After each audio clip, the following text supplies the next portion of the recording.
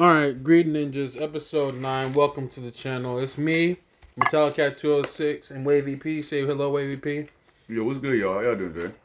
So before this pod, we started talking about this new game that's out, or that's coming out. It has a Kickstarter called Trench Crusade. You can find them on www.trenchcrusade.com and anywhere, on social medias and shit as Trench_Crusade or Trench Crusade. Just Google it, Mm-hmm.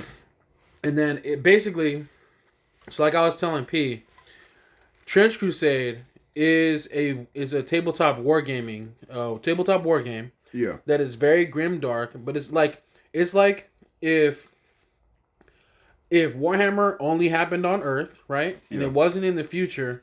It was like in a World War I, World War II alternate timeline type shit. Mm-hmm. Where like niggas find out demons is real and hell is real, and they're sending their machinations up to Earth, and like it becomes a group of faithful that are Christians and the group of Islamic faithful that are Islamic, that each have their own ways, but it's grimdark and it's grimdark as fuck.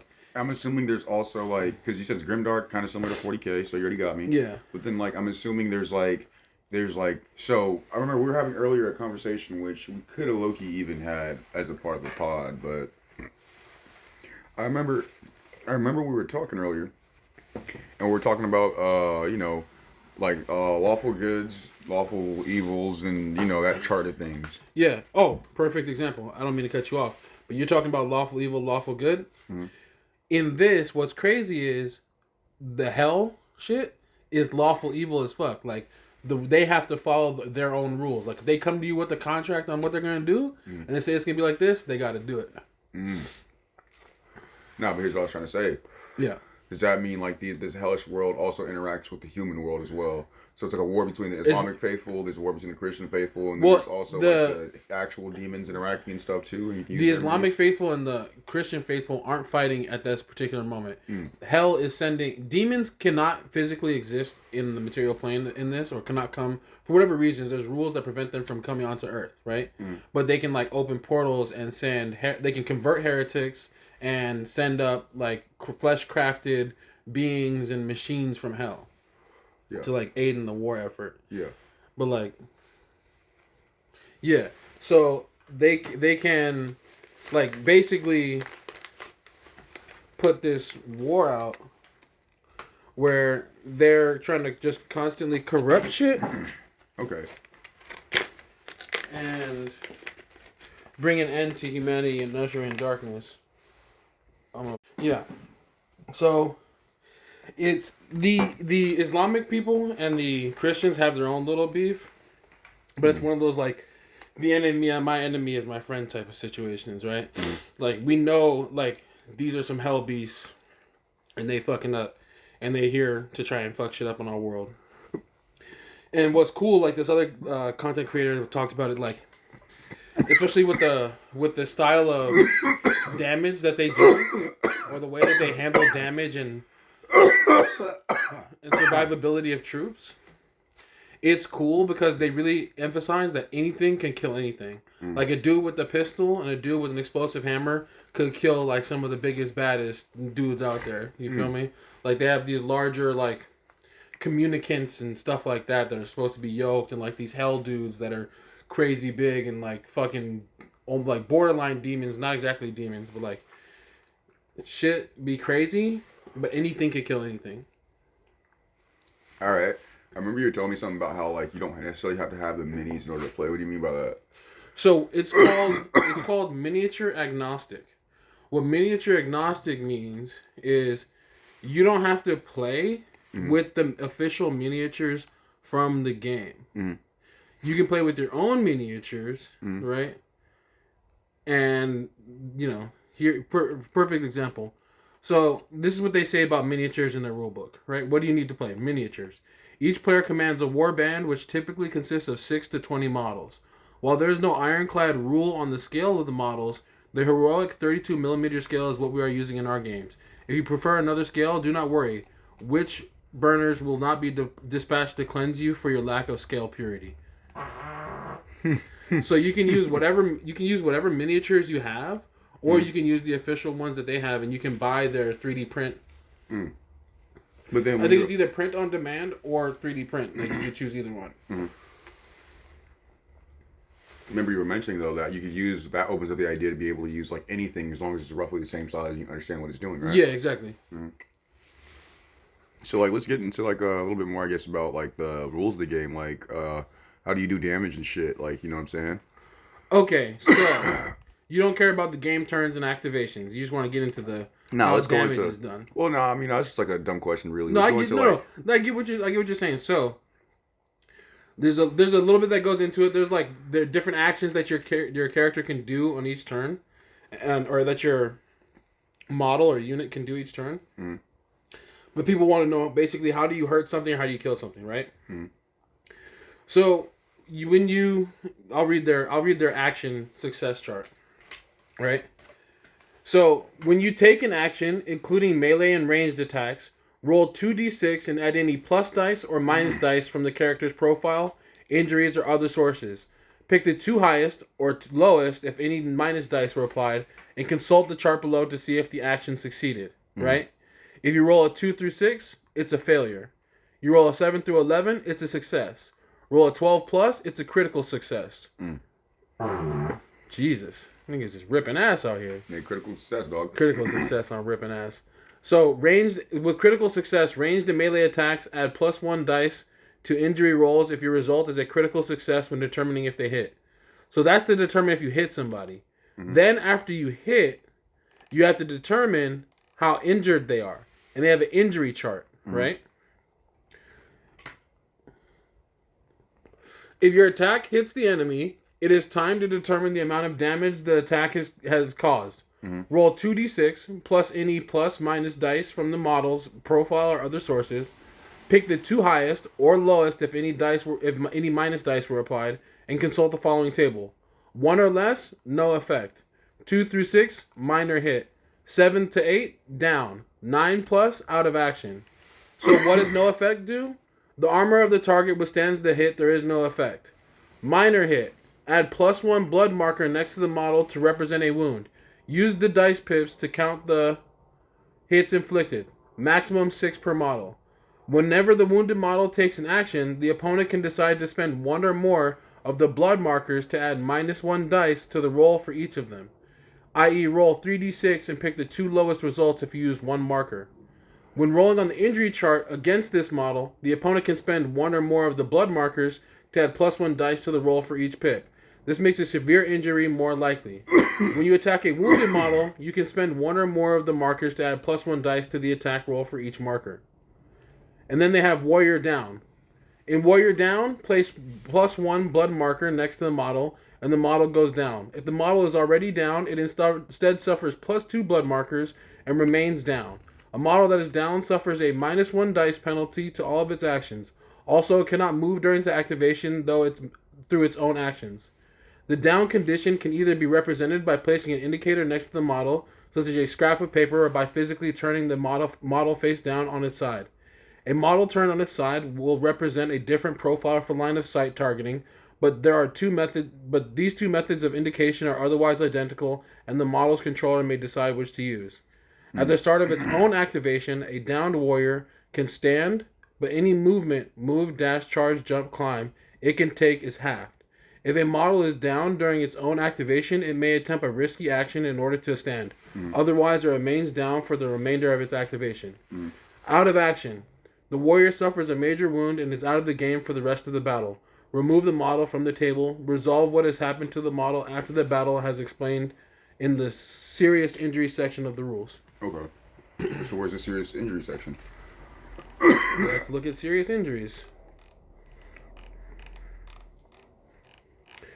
Oh shit, let's Control F.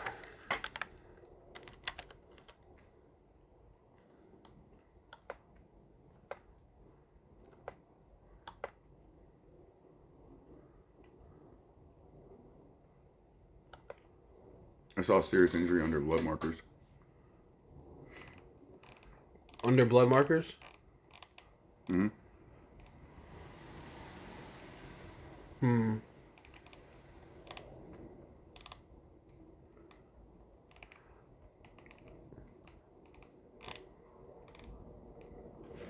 Let's just take a look for injury, shall we?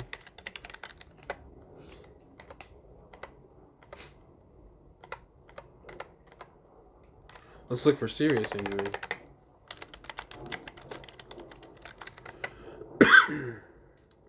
See? There's only one serious injury mentioned. In every single page? Yeah. So I guess, like, so under blood markers is really where... But it does say serious injury here. In this series, so I gotta go to the index, because I guess it's not, I can't find it with the control F. I gotta look in the index. Do they not have an index? They don't have an index. I gotta go to the back to get the index. Fog reward, die result. What am I looking at here? They don't have a thing that tells me what page shit's on. They do have scenarios though. I guess we're just meant to assume that serious injury is death. Yeah, it says the serious injury section of the rules. But I thought that when I first read it, I just thought the injury section is where, like, if you got fucked up heavy on the injury section, you got a serious injury. Mm-hmm. But maybe they don't have the serious injury shit? Hold on. Victory conditions, glorious deeds, infiltrators, forces. Oh, that's that. Hold on. These are various scenarios. I'm trying to find just the part of the rules that tells me what a serious injury is. I don't think there is a section called serious injuries, but maybe there is. You know how we do this quickly? What is a serious injury?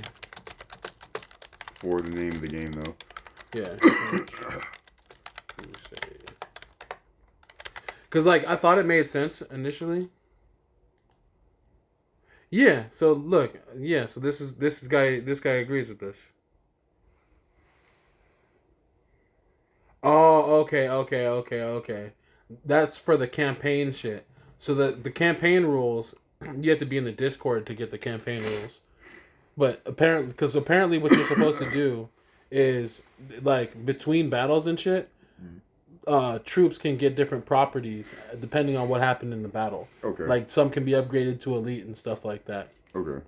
Because that's what I saw with the battle report that I watched. They did this. They did a bunch of rolls and stuff for what happened after the battle, and they tell you what units basically got promoted and what kind of stuff they got. So what we'll be doing is just selecting units and then having a battle, and that's it.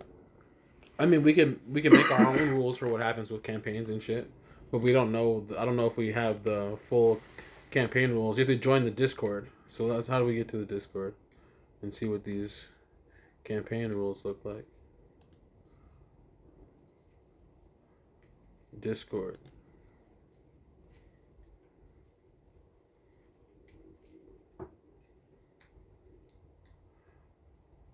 Am I logged into Discord on here?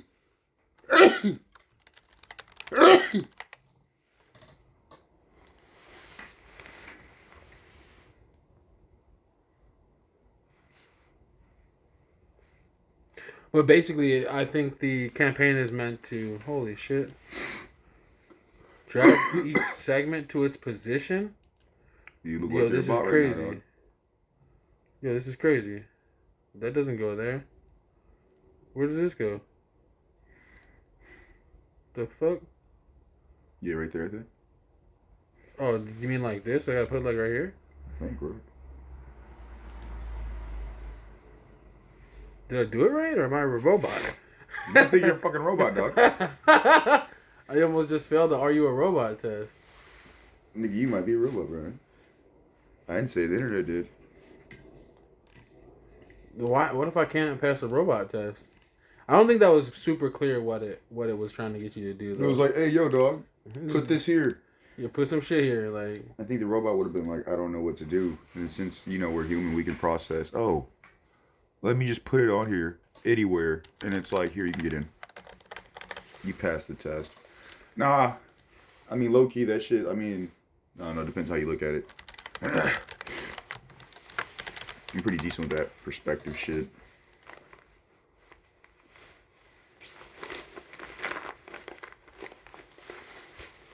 Okay, here we go. How do I find shit?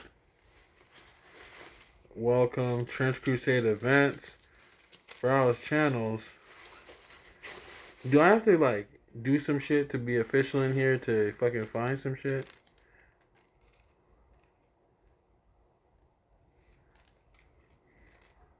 Oh, did I just turn those off? Whoops, I didn't even know.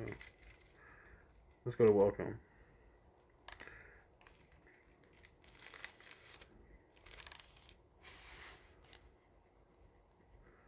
Okay, now we got access to shit. You gotta do those entry shits that you gotta do on shit. Mm. So let's see where we can. Rules and resources. Boom. Rules and resources. Data cards, change log. Okay. Playtest rules archive. Trench Crusade playtest rules. What is Great War PDF? Let's take a look. Can I just open it?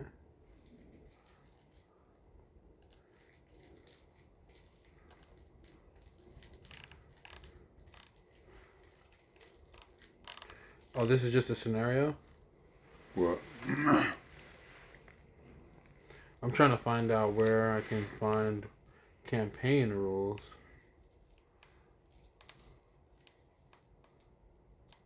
Ask somebody in the Discord, and then you just let's wait a few minutes to see an answer. Seems like it's a lot of people. How many people are online?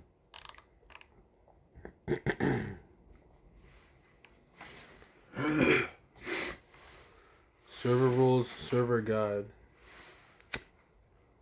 Rules and resources. Where do you see rules and resources? Or little helpful links.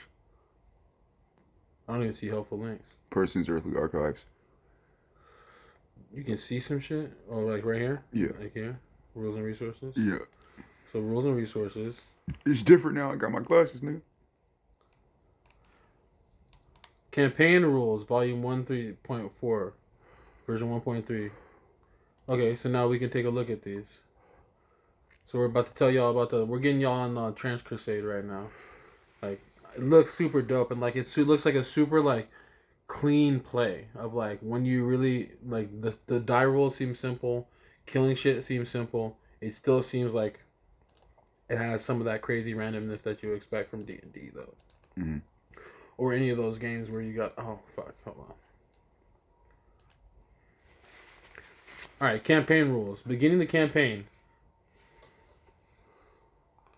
At the beginning of a campaign, so this is the regular. These rules govern playing a series of linked games with your friends. A minimum number of 2 players is required to complete a campaign, but the more players you can muster, the better. You can also play games against players who are not part of the campaign. Rules on how to do this are explained below.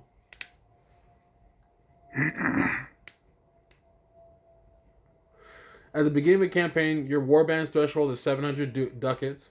This is the maximum combined ducat value of models, items, upgrades, and so on that you can field in a single battle. It will increase with each battle you fight during your campaign. You begin with an equal amount of ducats in your warband's pay chest. This is a reserve of wealth that you will use to recruit and arm your models. Whenever you make a purchase, you must deduct the cost from your pay chest, and you must have enough to cover the entire cost. Some warbands begin campaigns with a higher or lower threshold value and pay chest. Such warbands will outline their unique rules explicitly in their sections. Okay. Next, select the patron for your warband. See the section Patrons for details below. Select the patron for your warband from the list below. The choice of patrons determines which skill you may select if you roll a patron skill on any of the skill tables above when your elite models gain an advancement. See it experience and advancement below. One model cannot have duplicates of the same patron skill. So there's the various patron skills that niggas can have. And can pick skills from charts and shit. This is crazy. And it's a large list. But we're going to skip over a little bit of it to get into just describing how to play a campaign game so we can understand. Playing a campaign game. To start the campaign, the 2 players select one of the scenarios to fight. See the scenarios on page XX. At the end of each game, the players work out how much experience their elite warriors have earned and how much loot the warband has collected before returning to its barracks. Experience is expressed as experience points which elite models receive for surviving each game. This is covered later in the experience section. When an elite warrior has sufficient experience points, they receive a skill. Oh, okay. Normal troopers taking part in the campaign will also have a chance of becoming an elite. This is what I saw people doing in the thing I watched. They had their normal troopers becoming elites and leveling up and stuff. Okay. You can recruit more warriors or buy new weapons from traders with gold ducats or glory points you have earned. All this is explained in the income and trading sections later in this book. Selecting a scenario. So basically there's a bunch of scenarios you can select that are early campaign, mid campaign, end games, and final battle. Injuries and casualties. This is the kind of cool stuff. After each battle, for each model that was taken out of action, determine what injuries they sustained, if elite, or whether or not they died from their wounds if not elite. See the rules for injuries below. So that's what we were looking for the whole time. Injuries. Post-battle sequence. So the post-battle sequence summary. Injuries. Determine the extent of injuries for each warrior who is out of action at the end of the game. Mark any scars or elites your elites suffer. See injury section for details. Experience and advancement. Heroes and gain experience for surviving battles. See the experience and advancement section. See the increase the threshold value of your warband. Request reinforcements. Looting and roll exploration. Roll to see what your warband discovers in the area they are currently occupying. Hire new recruits. New recruits can be acquired from your warband list and can be recruited and equipped from your warband's equipment list. Trade. Buy items allowed for your warband. See your warband equipment list for the available items and trading section to see what other items might be offered to you. You may also sell any surplus weapons, armor, and equipment you receive half of their base value from the merchants. Use glory points. Use glory to attract mercenaries, acquire special equipment, and other benefits.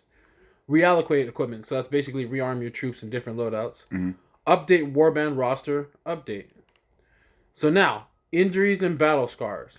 Whenever one of your elite models is taken out of action during a battle, you have to roll D66? Holy shit. It's probably a typo. It is. No, it's a D66. What the fuck is a D66? It's a 66-sided die. You have to enter it into a computer, I guess. You have to roll D66 for each such model after the battle ends. Consult the injury chart table to see what happened to your character. Unless rules state otherwise, each injury causes a battle scar. So mark this on your warband roster sheet. You'll notice that there are only 2 battle scar slots for your elite warriors. That means if you sustain a 3rd battle scar, this model dies and can no longer be used in your campaign. If the model has an ability that allows their revival, such as the Trench Pilgrim, they use it. When they return to life, they ignore the last battle scar that killed them. Otherwise, their profile remains the same. For non-elite models that went out of action during a battle, simply roll D6 for each model. On a result of 1 to 2, they are dead or irrevocably wounded, and you must remove them from your roster. On a roll of 3+, they survive the battle and fight on as normal. Whatever reason one of your soldiers die, their equipment is lost unless otherwise noted in the rules. You can only have one of each type of battle scar or skill per elite, unless explicitly stated in its entry. If a model rolls a result that would cause it to gain a battle scar that it cannot gain again, reroll on the chart until a viable result is achieved.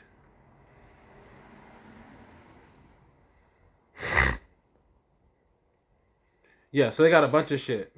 So I'll just tell you the names. I'm not gonna say exactly what they do, but they got you roll an 11, they're dead. 12, captured. 13, severe nerve damage. 14, hand wound. 15, lost an eye. 16, chest wound. 21, insomniac. 22. Oh, is this just 2d6?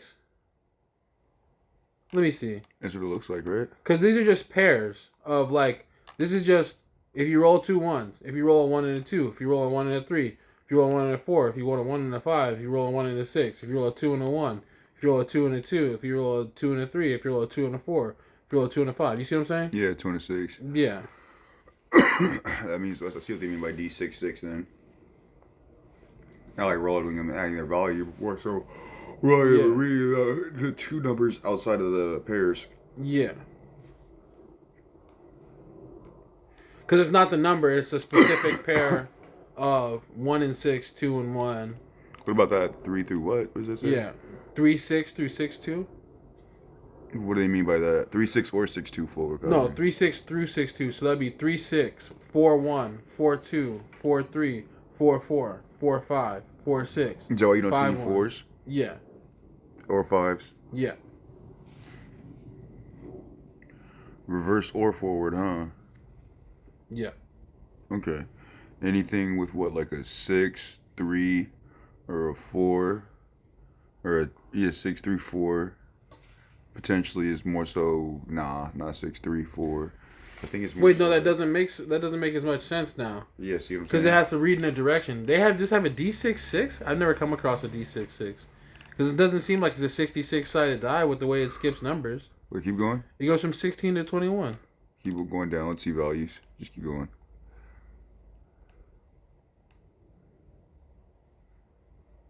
I think I'm more confused now. I think it's just a D6 and a D6. I don't think it's 6. Oh, a exactly. D6 and a D6, but you roll them in order. Yeah. So you roll one D6, and then if you it's have a 1, then it's and that's then you roll the then next D6, and then one and he's dead. Okay, Snake yeah, eyes, okay, you know? got you, got one it, got it. D6, two. So one D6 is. So if I roll a 6 first, then it's one of these. Yeah. So you roll a 6 and then a 6. You roll a 3 first or a 4 first. Anything 4, anything 5 first is going to be healed. Yeah. Guaranteed. Okay. But if you get anything with, like, what is it? Go back to the top. Always to the top. It's looking like anything with a 1. Do you have any values for 2? For 2 first? Yeah. Yeah, so 1, 2s, 3s. Oh, some 3s, not all 3s. Yeah. But anything 4 or 5 first, guaranteed heal. 1, 2, 3, 4. No, 1, 2, 3, and 6. You probably have something that happened to you. And then you roll a second die to see what it is. You know what I'm saying? That's at least what I'm observing. It's pretty cool because they have stuff like muscle damage. So this model cannot carry heavy weapons. That makes it. That means it's a very expensive and like very in-depth campaign too. Yeah. Because it's like specific shit is happening to specific niggas surviving shit. So but now like it's like every single one's gonna be different. Everybody's gonna get injured differently. Yeah, Some exactly. niggas might get fully healed. Yeah. Some niggas might be lucky, like a nigga that we know, and nothing will ever happen to his troops because he'll always roll 4 first somehow. Yeah. No, but like that's actually pretty dope. Now that I kind of understand it, that means that we can do. I'm pause real quick. Do I need to pause? Yeah, so that's basically injuries. It's kind of cool when you actually look at the list of injuries, though. Yeah. Some of these, like the ones in all the 6s, actually, besides maybe the 6-6, right? They're pretty good because they, like, for example, hardened. Even 6-6 is kind of good though. Yeah, but like 6-3, for example, hardened. This model ignores the effects of the keyword fear. No battle scar is suffered. Like, that's solid. Bitter lessons. This model gains D3 experience points. No battle scar is suffered. Robbed, not great, but better than suffering a battle scar. This model loses all weapons, armor, and equipment it had.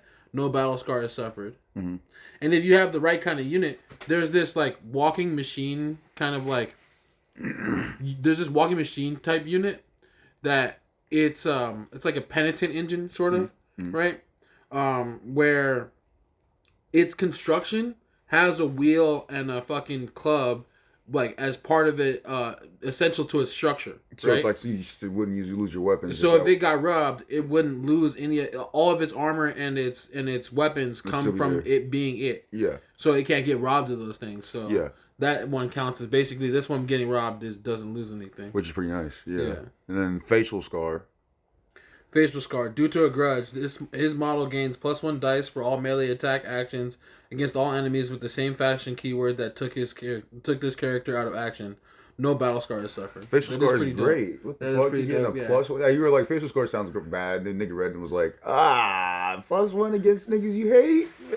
But see, you don't even understand. You think you know, but you don't even know how good it is because you don't know about the plus dice system. Well, let's get into it. What is the plus dice system? We kind of understand damage and how it's done a little bit better.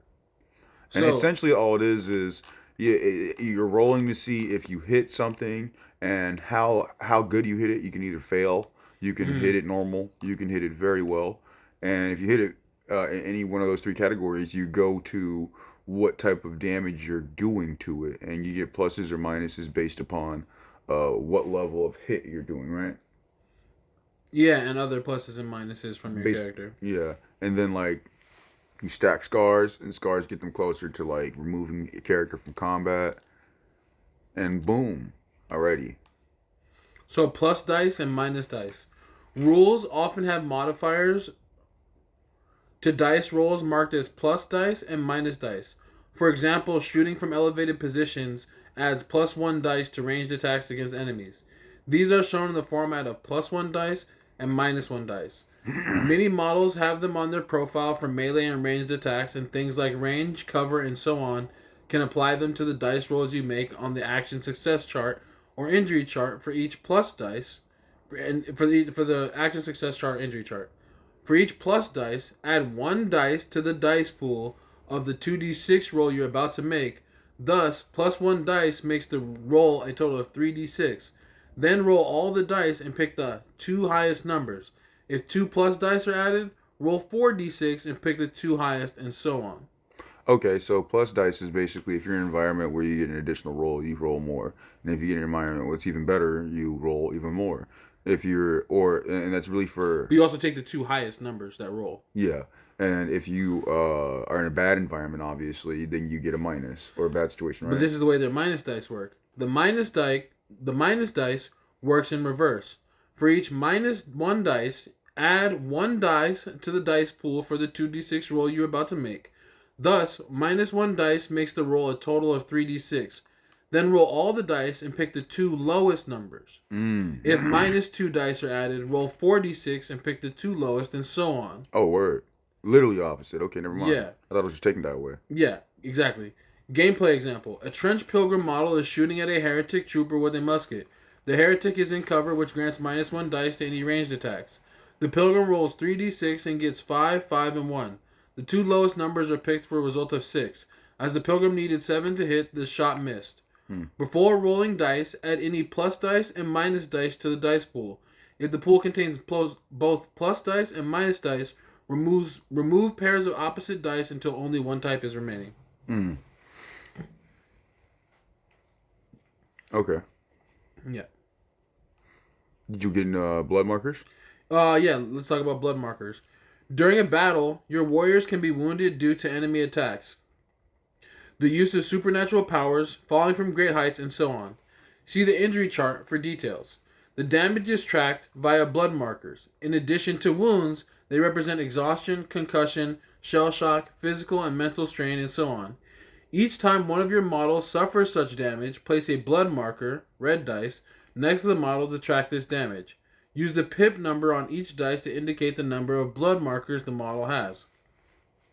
Every time this model takes an action, shooting, melee attacks, and so on, your opponent can declare that they are spending 1 or more blood markers it has to add minus 1 dice to the dice pool when the roll on the action success chart is made. Multiple markers can be applied to any single roll if the target model has multiple blood markers to be converted. And so after you convert one, then it's no longer there? Yeah, you spend them to do it. The blood markers can also be used by your opponents when the model suffers damage from any source. Each marker can be converted into plus 1 dice on the injury chart roll, making a serious injury far more likely, and just like with actions, multiple markers can be used to influence a single roll on the injury chart. Okay. What's bloodbath? Bloodbath. You can roll an additional d6 on injury rolls at the cost of 6 blood markers on any model, or at the cost of 3 blood markers if the target is down. This means that instead of rolling 2d6 on your typical weapon, you roll 3d6 on your injury roll and add the numbers together. Weapons such as the Artillery Witch's Infernal Bomb would therefore roll 4d6 and add the results together. 3d6 plus 1d6. And that's their minimum. What's the trench example? What's the example? Go through the example yet. A trench pilgrim model has sustained a wound during the battle and has 2 blood markers on them. A heretic trooper shoots at the pilgrim with his trusty bolt-action rifle and rolls an 8 and hits. The heretic player decides to use one of the blood markers to make the shot more likely to injure.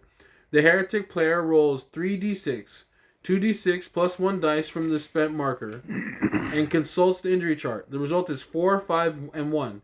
Since 1 plus 1 dice was used, the player picks the 2 highest numbers, which total 9. The pilgrim is taken out of action. So let's go. What's the injury chart? What's some injuries that you can receive? Because now it's kind of making sense. Like we understand how you can get somebody out, but like okay, during battle when you're injuring somebody, what's that look like? We already went over the injury chart. The injury chart that was with the no, that was the we out of went combat chart. We went over the injury chart. That the injury chart is what took us to the campaign. Let me see. It's the one in here. This one? Where you it's 1 or less is no effect. Okay, that is 2 through yeah, 6 is minor hit. My bad. 7 to 8 I had is associated down. that with damage, so I kind of forgot. Yeah. That's exactly. It's a little confusing initially, but when you understand that their injuries are damage. And damage is injuries, but they don't have HP. But that happens through combat. Yeah. It's understood. Yeah, and it's just a mark next to them. Essentially. Most of them is you usually if you're not getting down or out of action. You're just getting blood markers. Okay, and then basically the blood markers are getting converted to make the likelihood of making you down or out of action. Exactly. Okay. It's just a higher likelihood of getting the character down or out of action. Okay, and then next to that blood marker shit, I saw something about blessings. What's that about? So blessing markers are opposite of blood markers. So, blessing markers. Blessing markers are similar to blood markers. Supernatural powers, holy relics, and many other sources may grant these to a model, which can then be expended to aid the actions of the model. Every time the model takes an action, shooting, dashing, melee attacks, and so on, you can declare that they are spending one or more of any blessing markers the model has. You can add +1 dice to the dice pool when any roll on the action success chart is made. Additionally, whenever the opponent makes an injury roll against a model, that model may spend a blessing marker to apply -1 dice penalty to that injury roll. Multiple blessing markers can be applied to any single roll if the target model has more than one blessing marker. Alright, so we kind of been through combat then. It sounds like as far as combat's concerned, you have blood markers and blessing markers. Mm-hmm. Blessing markers to help you down niggas.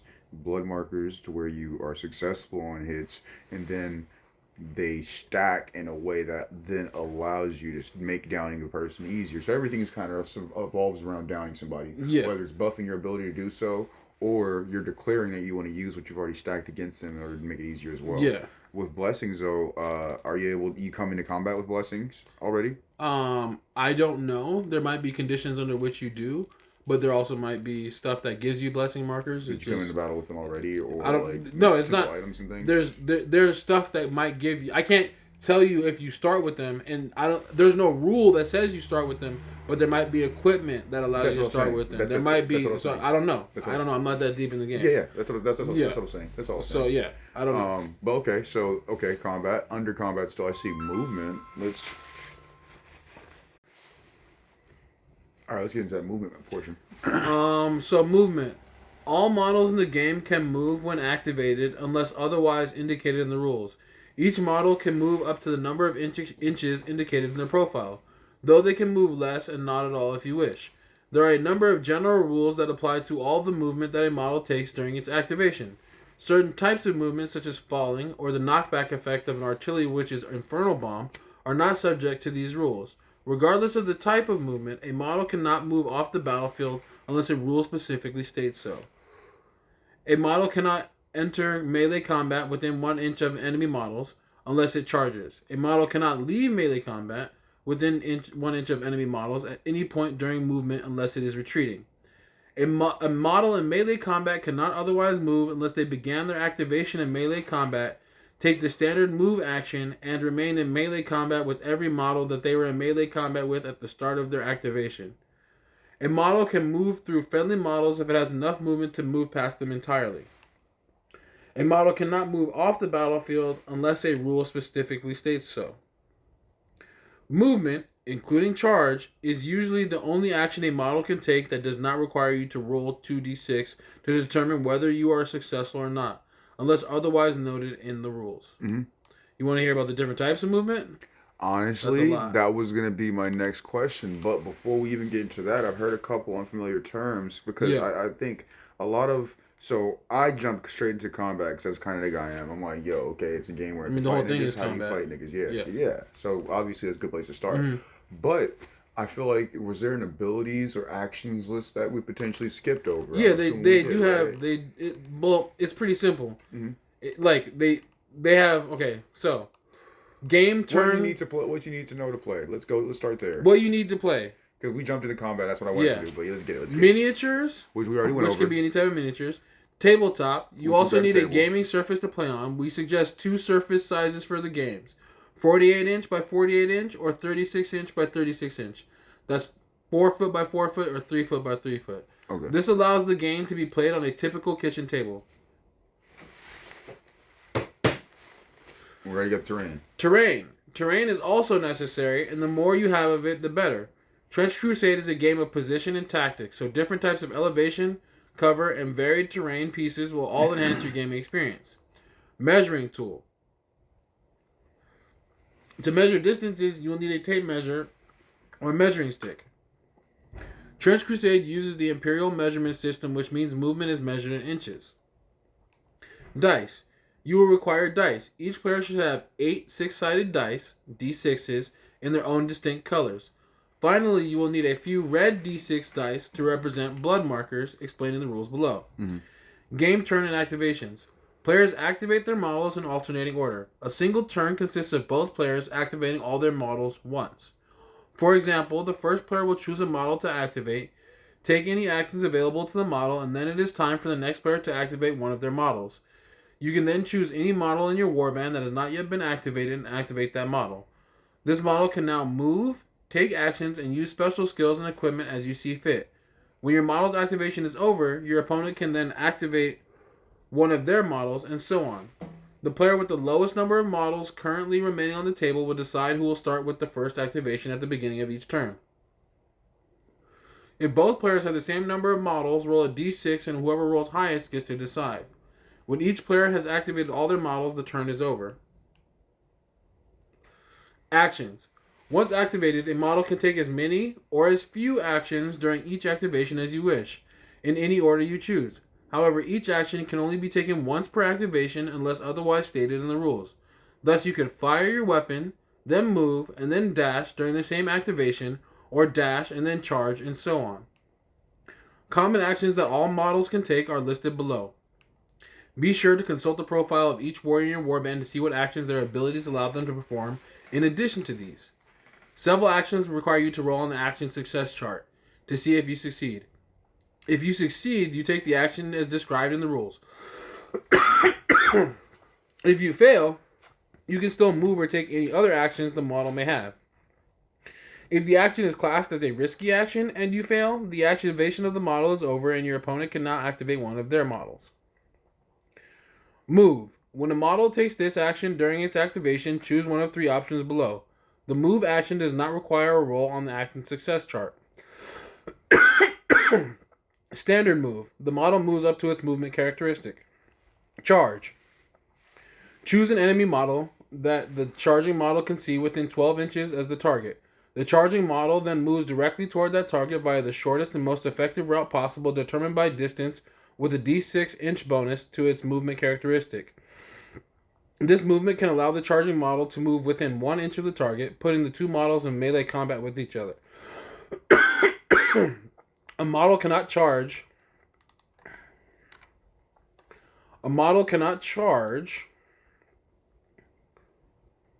if they have taken the make a ranged attack action during this activation, unless they made a single ranged attack with a weapon that has the keyword assault.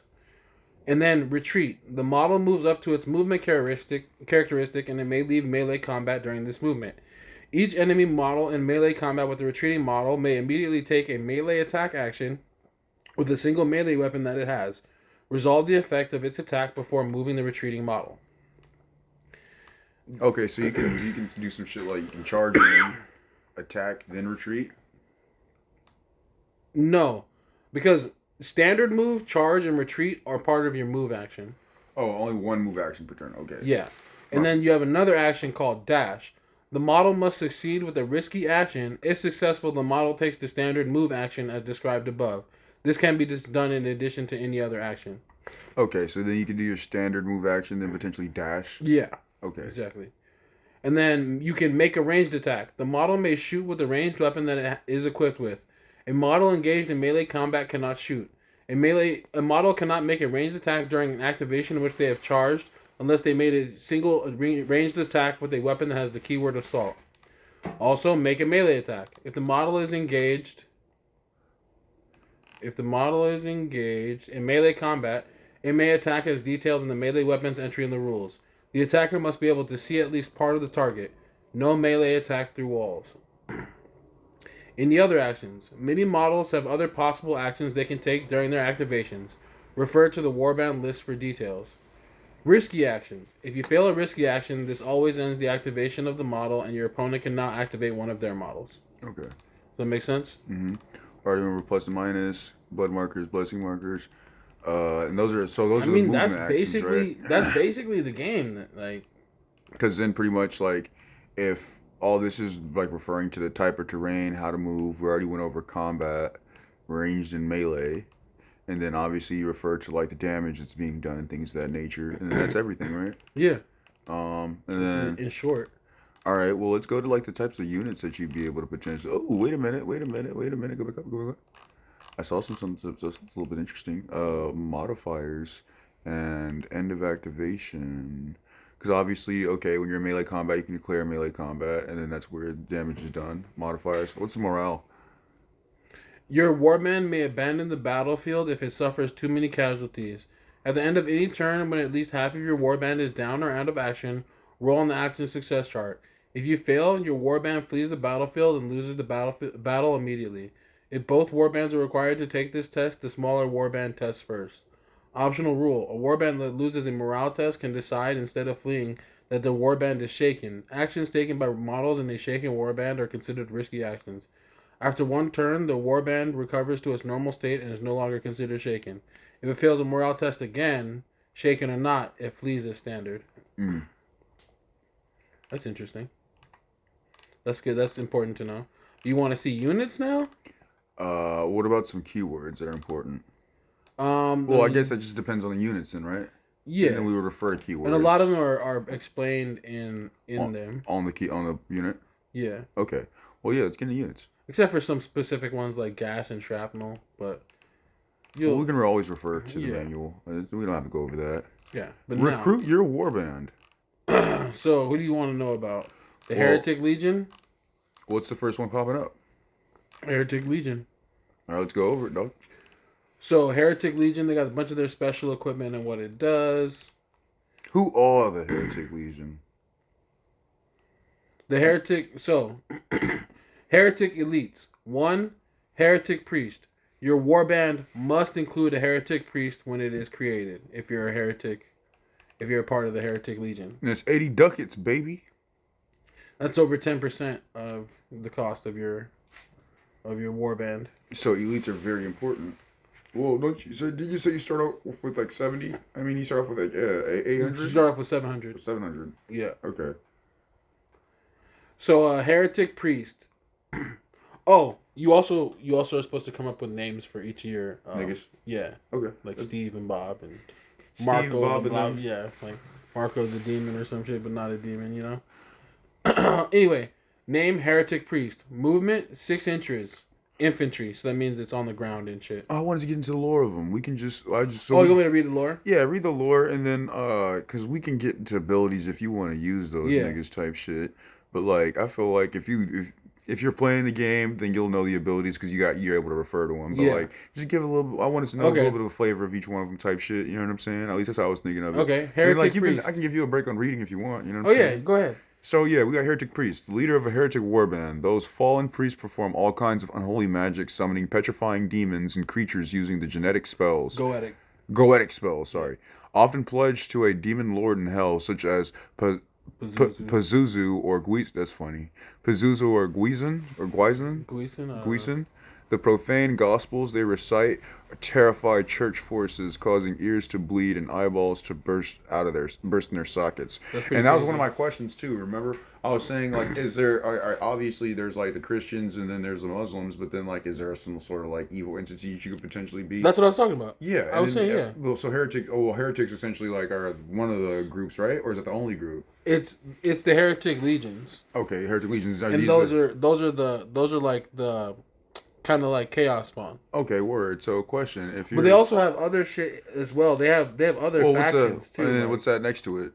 And then okay, so if you choose heretics, you must have one of those. If you choose heretics, you have to have a heretic priest. Okay, and then what's another couple? What's all the other units they got going on here? Heretic Death Commando. Silent. Oh yeah, go ahead. Yeah, silent killers equipped with stealth generators that hide them from the eyes of God. These terrifying infiltrators have been known to kill entire enemy squads alone. Generators, hold on. So there's some sort of tech that's involved in this shit too, huh? Yeah, there's hella tech in this. Okay, word. Then let's see what's next. Cause that's actually a Oh, dope but looking check model this too. out. So one of the cool things about this unit, Yeah, remember how I was telling you about Deep Strike? these are 90. The Death Commandos are 90 ducats, by the way. Remember I was telling you about Deep Strike? Yeah.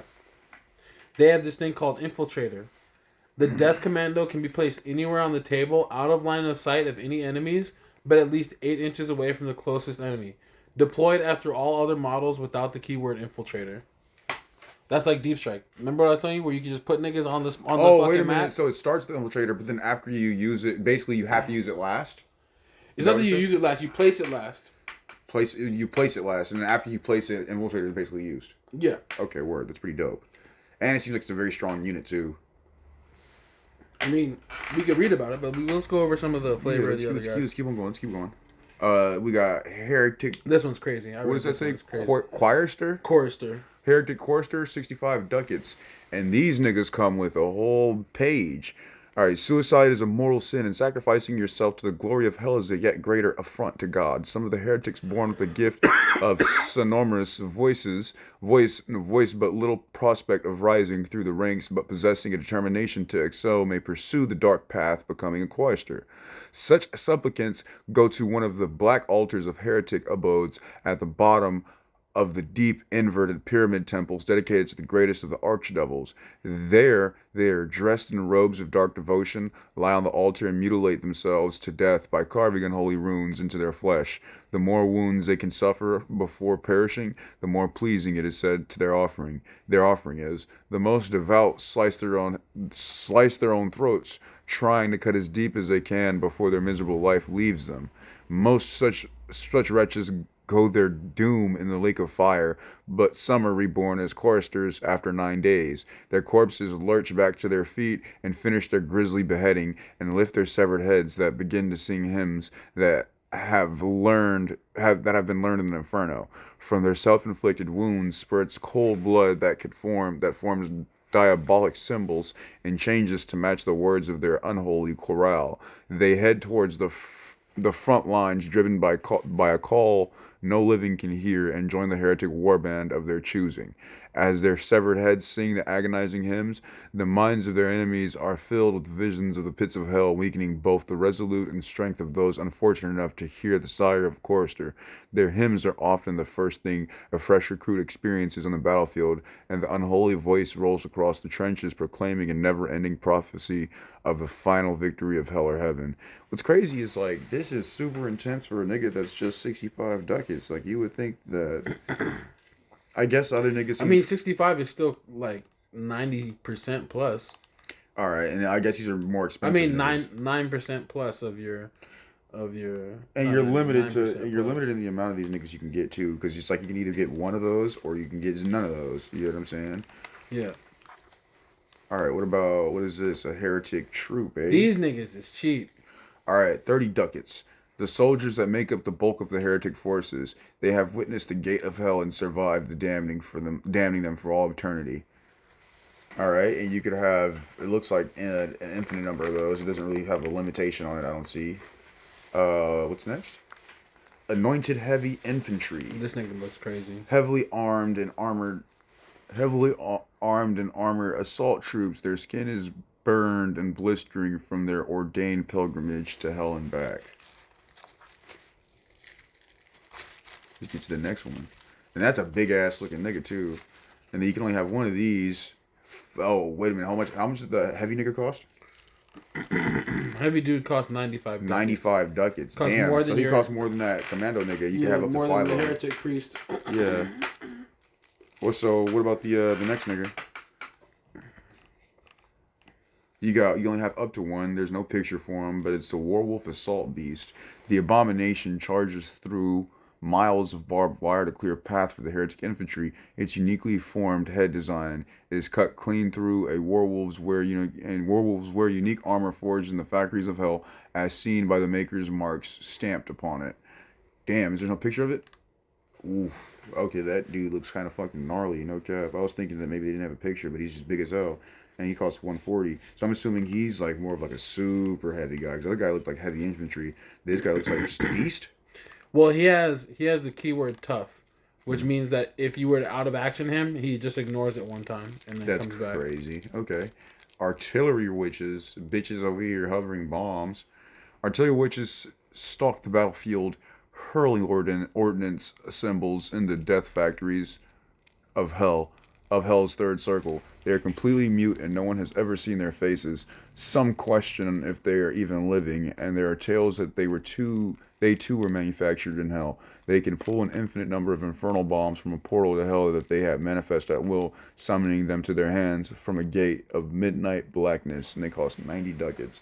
You know, the heretics are sounding strong as hell, I ain't gonna lie. In the video I watched, the heretics got mopped up. Word. What's this nigga? Oh, this is the lore on this is crazy. He's only 25. And the lore on this they actually express in game with what do you call it? Mechanics. Word. All right, let's see. So many unfortunate fall so wretched. Your warband may include any number of wretched as long as they are outnumbered by models with the keyword heretic. Outnumbered meaning There are more heretics than there are wretched. okay. Many unfortunate fall into the hands of the heretic warband, either during one of their many raids or battles, or purchased from the slave markets within their own territories. Some are foolhardy adventurers who traveled in the domains of the damned, only to be caught by the wretched patrols. Their lot is grim and terrible. They are worked to death in the factories of 66 lords, butchered for meat, damn, or worst of all, sold or offered to the agents of the court of seven-headed serpent to be used as raw power for poetic spells. Yet one path to freedom exists. They can volunteer to serve in the legions of the lowest of the low, the most disposable of penal troops, for the law of hell is clear. Those who rebel against God can gain their freedom if they are deemed to have performed sufficiently great deeds. Thus it is no wonder that the heretic warbands drive swarms of wretched ahead of them to blunt and slow down the enemy assaults. Wretched are branded with the cursed flesh-eating tattoo as a safeguard against escape, and heavily drugged to degrade and dull their will while still leaving their aggression intact. Heretic elites discard the lives of wretched carelessly as they sacrifice the battle as their sacrifice in the battlefield counts as a worthy deed that which will be rewarded by patrons. Flesh-eating tattoos. They have a tattoo that eats our flesh. Yeah, apparently. Damn, that's fucking crazy. Check this out though. Yeah. This is part of the flavor that they put into actual mechanics. Abilities. Law of Hell. If a wretch manages to take any enemy elite model out of action or perform a glorious deed, it gains its freedom and is immediately removed from the battle and from your warband permanently. It does not count as a casualty, but your warband's total size for this battle was reduced by 1 for purposes of morale. So that's a bad thing? I mean, if one of these takes down an elite, it's no longer part of your army. So it's like that's flavor because it earned its freedom. Yeah, like, real life. Yeah, it's like I'm a pawn, but I did some real shit. And it's like, you did some good shit. Go ahead, you're free, nigga. It's like it'd be dope because I was thinking like, what if it's like, damn, so in a campaign you want to really just use them as disposable because you don't want to just let them be free. So it's like you really didn't have to be that slave trader, nigga. But what if you really need one to just put in that one attack and just like, all right, I'll reward this nigga. Yeah. And then he hits good on everything. All right, I see. What's next in the heretics? I'm seeing why you wanted to fuck with this so badly now too, because like this is one of the things that gets me into things, like the flavor of things. But also the rules are super simple. These are crazy. These are warband variants on the same heretics, right? Yeah. There's different versions of that shit. You can play with a different version of it. All right, so go ahead. You want to read it? You want to read the special? Well, we didn't really get into the rules of what each character does. Well, but they even have flavor. They even have flavor. So, for example, warband variant, Heretic Naval Raiding Party. The Heretic fleet operates as a semi-autonomous entity under the command of its high captain and other admirals. The Heretics have their own marine infantry that often operates in small bands, striking deep behind enemy lines and executing smash and grab missions. They are always on the lookout for captives, loot, information, supplies, rare artifacts, and any opportunity to express their cruelty and brutality. They are picked from amongst the best soldiers of the heretic legions and have access to equipment and weapons gained from past battles and terrible atrocities they have committed. But they also come with special rules. Yeah. That express that flavor that's in there, though. Right? Mm-hmm. And they have trench ghosts. Sometimes when heretic troopers die upon a hallowed ground or in presence of an uncorrupted holy relic, they become trapped between planes of existence. Claimed by neither heaven nor hell, the trench ghosts become undead, doomed to fight a war without an end, attacking both the faithful and heretic alike, hating all life, obeying commands that no living can hear. Their greed for worldly wealth and items of power remains undiminished, and their semi-corporeal bodies are exceedingly difficult to destroy. Their faces, covered with gas masks they no longer have any use for, betray nothing of the agony they endure. In close combat, they whisper of the agony of their existence and the pain of their doom, which will never give them rest. Their broken bodies and shattered minds forced to endure the horrors of war for all eternity. Few can withstand such terror without breaking. Tales are told of many trench ghost warbands that haunt no man's land, but the most famous are the ghosts of Tannenberg, shades of the heretic force that won the Battle of Tannenberg, but after sacking the Church of St. Jacob, passed into the shadow. Okay. And then they get special abilities based upon that. Yeah. Okay, word. And then do they have a specific crusade? What did that say? Oh, no, that's a trench crusade. My bad. Alright. And then it says Warband variant, Knights of Avarice. What about them? The warbands who follow the Prince of Greed call themselves the Knights of Avarice. Such heretics display their wealth extravagantly and prefer to carry the most expensive and hard to acquire weapons, armor, and equipment, suffering none to join them who lacks the means to obtain the glittering panoply. They are festooned with chains of gold and the finest silk cloaks. Their armor is gilded with gold and decorated with precious stones, and the handles of their great coin hammers are made of the rarest of wood. Yet, despite the opulent wealth at display, their finery is tarnished by the blood and soot that spews from Hellgate, and the delicate artistic filigree of golden marks is both terrible and beautiful in equal measure. In combat, they favor hammers and clubs that break the bones but leave flesh and blood intact, as well as poison gas and highly accurate rifles. They scorn crude and destructive fire or explosive weapons that could damage any objects of value. After the Knights of Avarice have claimed victory in combat, they score the battlefield of any settlement they've conquered like a swarm of locusts. Everything of value is taken: metals from brass to bone, silver to gold, art objects, precious stones, livestock, trade goods, rare tomes, and scrolls. All are meticulously cataloged and carried away by the slaves of demonic beasts of burden or great armored cars that take the stolen loot to the underground treasure chambers, which act as the temples of Mammon.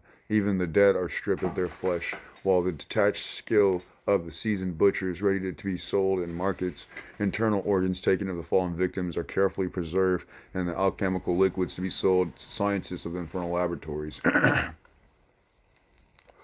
For the heretics of the path of Mammon, hoarding riches is not more acquisition of wealth, it is the religious compulsion. Ironically, they gain little pleasure from their vast wealth, as their greed makes them continuously desire ever greater riches. Thus their warbands forever roam, no man's land, looking for forgotten treasures or foes to dissect and turn into wealth, for the greed of Mammon will never be sated. And then they have special rules as well. Yeah. Well, I wanted to cover it. So let's continue. Let's get into the next army. Are there more variations for these niggas? That's all the variants on that. Okay, word. This is Trench Pilgrims. Trench Pilgrims. You want to read something to me? This is the whole Trench Pilgrims' whole background. If you want to see their particulars of their units. Let's get into straight into unison. This is their special equipment. And then here's their elites. All right. God's chosen. War Prophet. A charismatic leader and powerful fighter of a pilgrim group, they are driven by the vision of Armageddon, and their preaching of prophecies drive the pilgrimage from one battlefield to the next, as they seek to thwart the forces of Satan and find martyrdom in combat. Martyrdom in combat. They cost 80 ducats as well. 80 ducats, baby. Yeah. And you have to have a war. You must include a war prophet if you choose God's chosen. Yeah. If you choose Trench Pilgrims. Trench Pilgrims, yeah. Yeah, you have to choose a war prophet in the warband. Required. Mm. They got a crazy thing that I saw on here, or maybe it might have been a variant, Where like there's like some ability that they have that allows them to just ignore death sometimes. I think, but we'll see if some other time. Yeah, yeah. Look, it's up there. Memento Mori.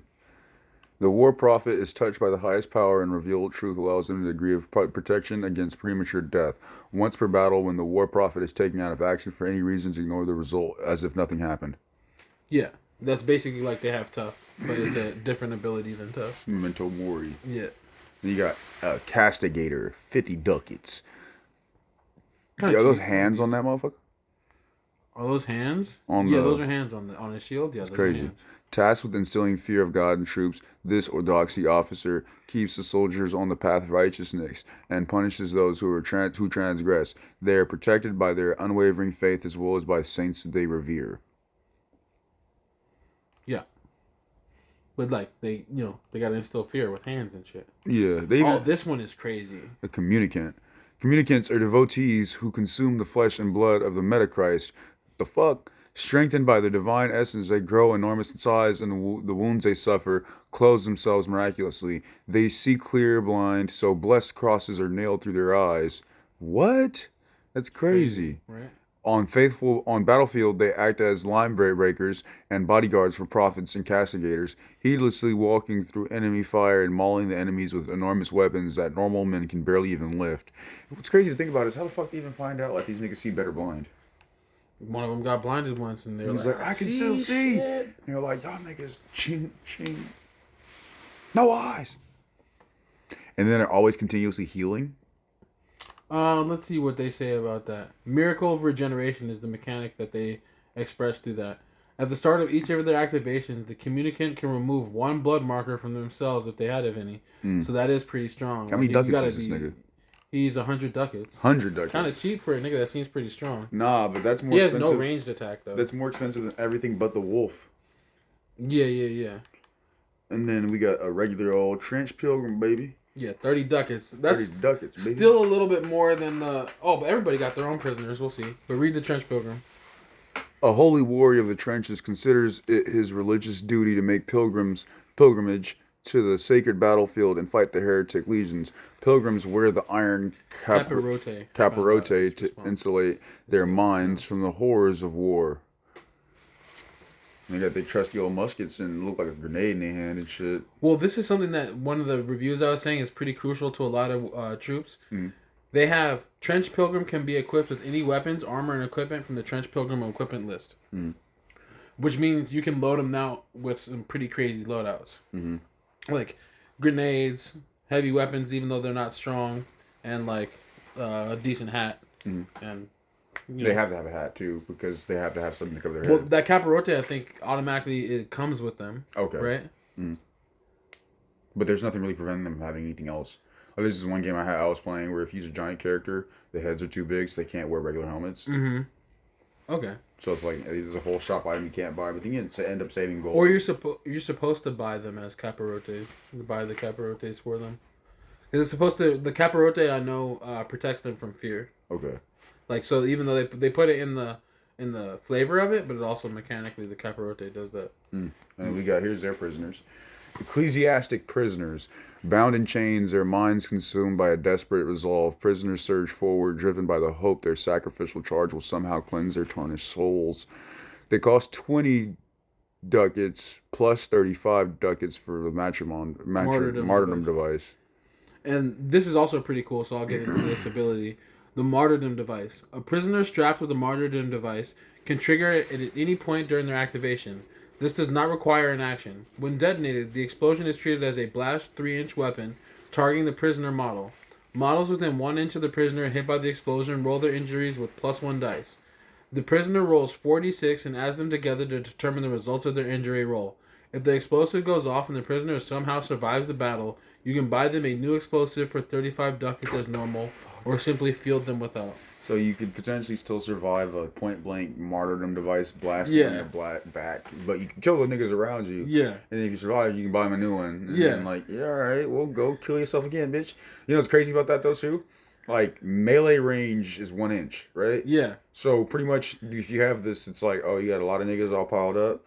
Charge right here. Yeah, that's exactly what I was thinking. Blow the fuck up. 1 inch range of anybody right there is probably dead. Yeah. Right? Okay. See, 'cause I'm thinking of strategies and shit now too.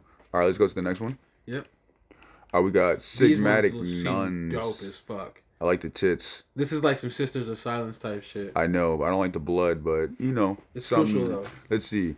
Blessed with the stigmata and unshakable faith, the Swordsmaster Nuns are the vanguard of any assault by unholy armies. By the Holy Armies. By the holy armies. From henceforth let no man trouble me, for I bear my body for the marks of Lord and Savior. Galatians 6:17.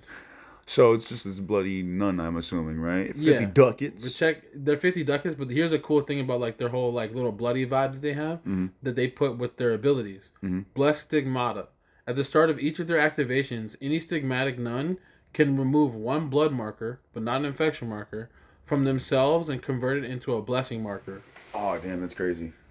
So it's like you damage them, they can just convert that damage into extra like stuff to go ahead and power their shit up, and then you can stack it, can't you? Because just say you can't, right? When it comes to that. They can only do it once during their turn. So, but next turn you can do it again. So they could. Yeah, next turn you can do it again. Yeah, so if you're not putting multiple, they're like the other guys, but a little bit worse, kinda. Like the one dude removes it automatically. This one converts it to a blessing. Yeah, converting to a blessing kind of crazy. Kind of crazy, yeah. Yeah, for 50 ducats, yeah. The other guy's doing it for 100, but they have a drawback. They have a drawback where they can only use, like, the only ranged weapons that nuns can be equipped with are pistols, automatic pistols, and war crosses. Okay, so they can only have, what them boys call them nowadays? They can only have them switch things. They can only have the grr, yeah. Yeah. Yeah, they can have a Glock with the switch, basically. All right, bro. With the, cause she ain't got a banana clip on that bitch. Nah, she got the drum clip. Yeah, she got the drum clip on that. Yeah, dog. All right. Let the trumpet sound and let the banners unfurl, for it is in violence and war that salvation is gained. Divination, something. Oh, this is the one I was talking about. Yeah, the Anchorite Shrine. All right. A colossal suit of machine armor fueled by diesel and faith. The shrine anchorite stands as a grim symbol of humanity's despair. Within its spiked, blood-stained interior, the pilot monk endures a terrible form of penance, his anguished prayers and chants echoing across the battlefield. This grotesque amalgamation of suffering and devotion instills fear in its heart of the heretic, as the anchorite, a malevolent weapon draped in holy iconography and weeping gore, emerges to unleash a symphony of slaughter, where the wretched union of man and machine heralds the demise of all those who oppose the Almighty. What does this thing look like? Oh shit, that's the anchorite? Yeah, that's the anchorite shrine. Damn, and there's a nigga in there? There's a nigga in there. So it's like it's got like a goat, like, and it's got like a heretic, like.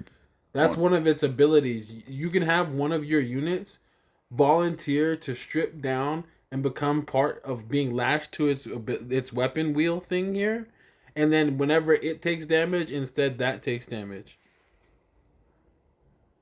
That's crazy. This is so like.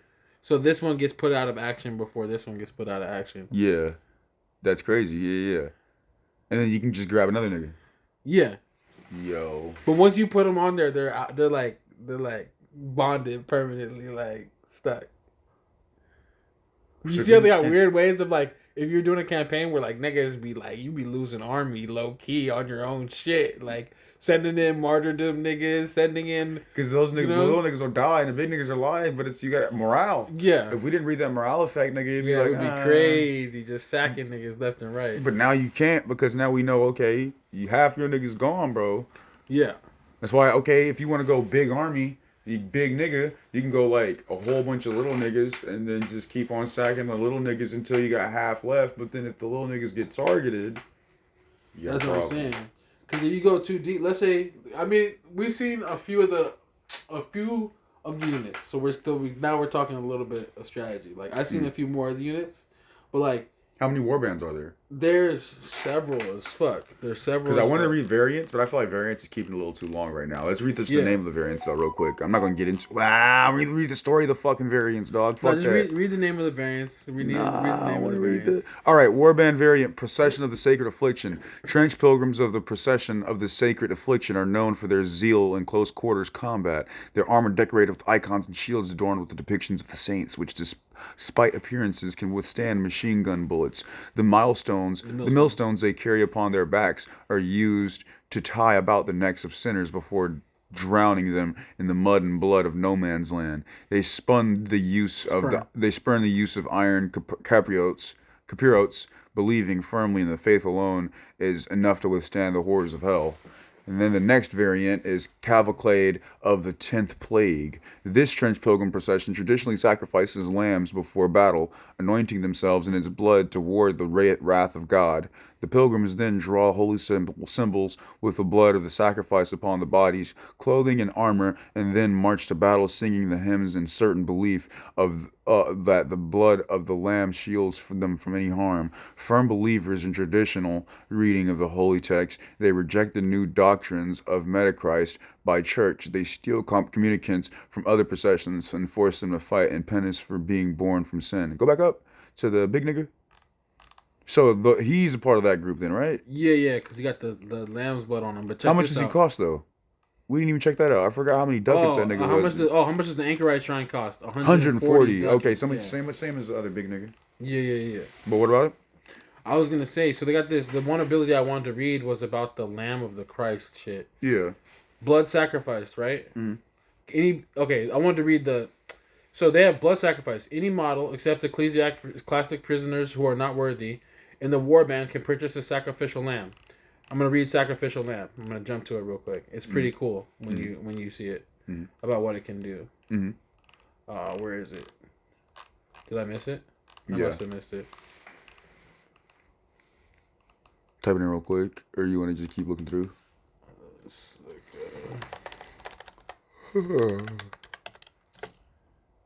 Sacred or sacra? Or just type in lamb.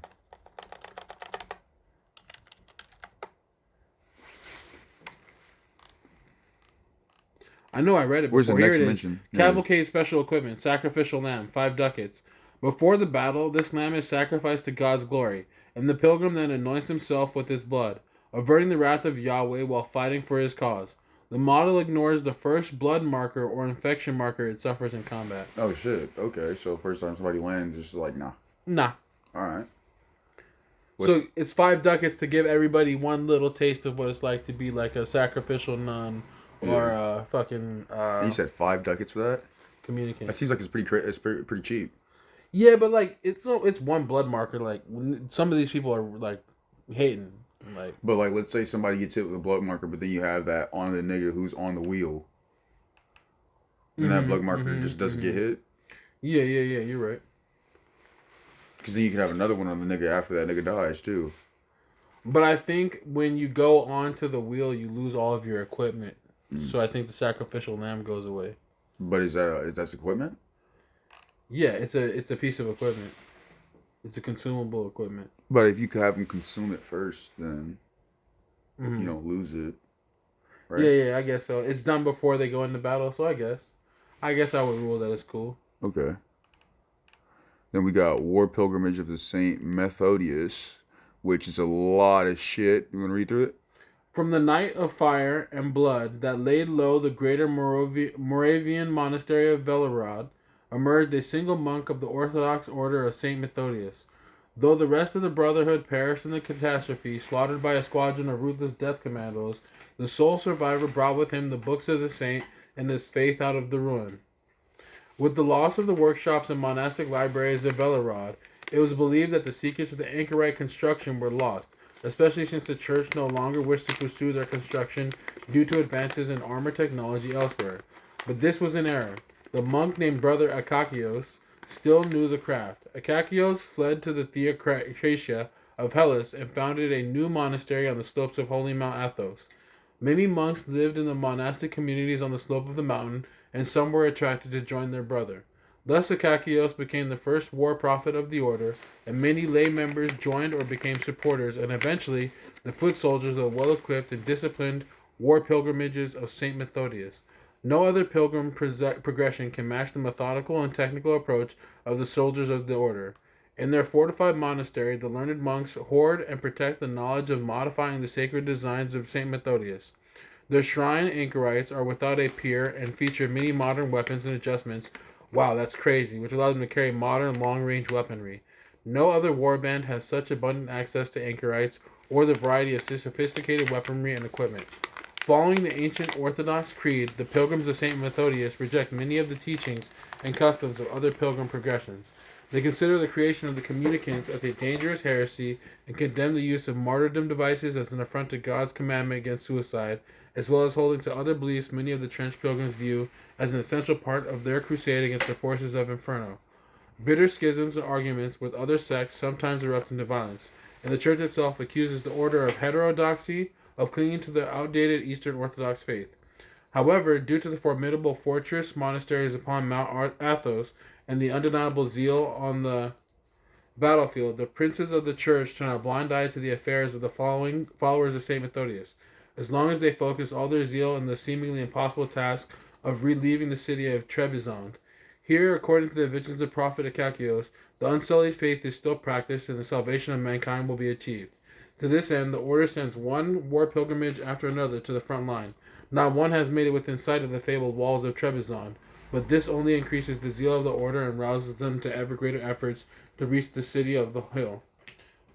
Low key, I kind of want to, seeing this, Yeah. I want to read the rules on these a little bit, just because when was reading before, right? Yeah. And the shrine anchorite has those weapons bound to it, right? Yeah. Like the club and that kind of penitent wheel thing. Yeah. But if they can make anchorites that have other weapons, that makes them way different.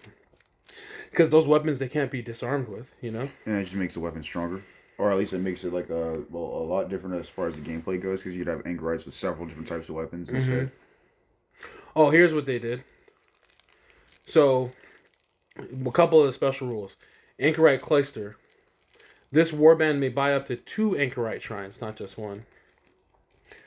Anchorite Armory. This warband may alter the weaponry and equipment of their anchorites as indicated below. Anchorites of St. Methodius have +0 dice to their range characteristic. The other ones have like -2 or something, or not even. So they can still kind of use what range shit. Yeah. Okay, word. Then you can equip them with ranged weapons as well. So you could have one. Damn. So you could like buy 2 of those niggas and have one be ranged and have one be like the melee unit to be like the frontliner for them, and then have them just roam as a group type shit. Anyways, so yeah, let's get out of this. Oh my god, this is crazy. And this is some of the shit that they can have, or St. Methodius only. Look. Only for St. Methodius. So for St. Methodius, yeah. Right?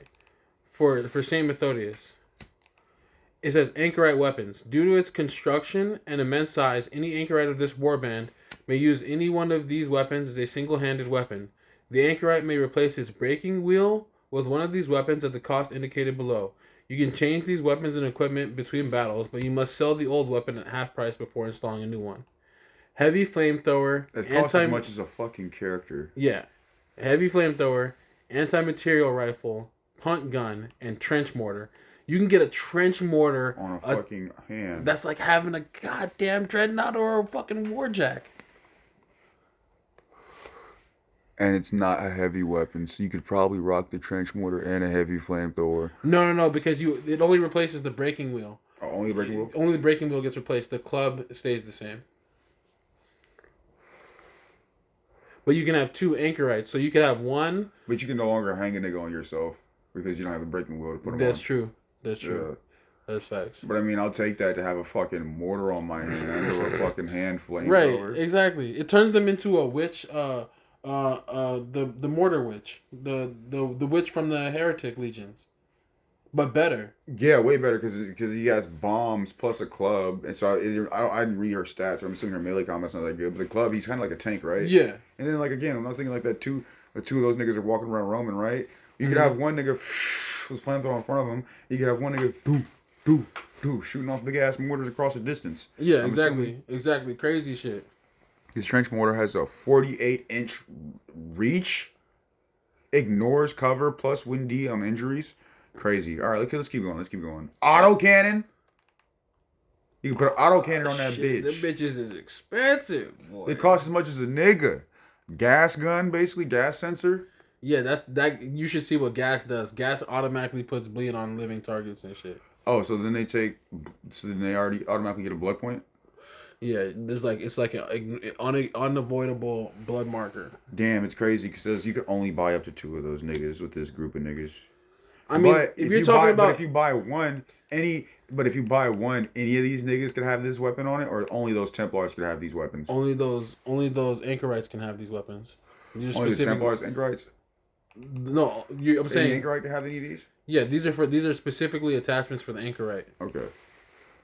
Instead of the breaking wheel, it can get like an auto cannon, a Yeah. mortar, a gas sensor. If I went Trans Crusaders, I would go with two. I would go with the Templars. I could get two Anchorites, and then like I'd probably just buy two weapons for them, and that'd be most of my army right there. No cap. Cause like I'm about to walk around on some Halo shit. But then that's like if one nigga dies, then like I have to retreat. Yeah. Never mind. There is more strategy that goes into this. Anyways, let us continue. What's the next warband? Next warband. The Iron Sultanate. Sultanate. Warband creation, Iron Sultan armory. Let's get into one of their main troop. We're not gonna read their little. Did we read the breakdown of the other ones like this? Yeah. Did we read this? Where they came from and shit. Yeah. Oh, okay. Well, you do it. I got it. When the infidels opened the thrice cursed gate to Jahannam, releasing Gog and Magog upon those who believe, it seemed that all was lost and Shaitan would emerge victorious over Duyan. But the creator of the universe came to the aid of the faithful and had been written the great iron wall of Du al-Qarnian manifested itself in the lands ruled by the Sultan of the Rum. A call was sent to those who believe righteously, and over the coming decades, the migration of the faithful took place across Europe, Asia, and Africa.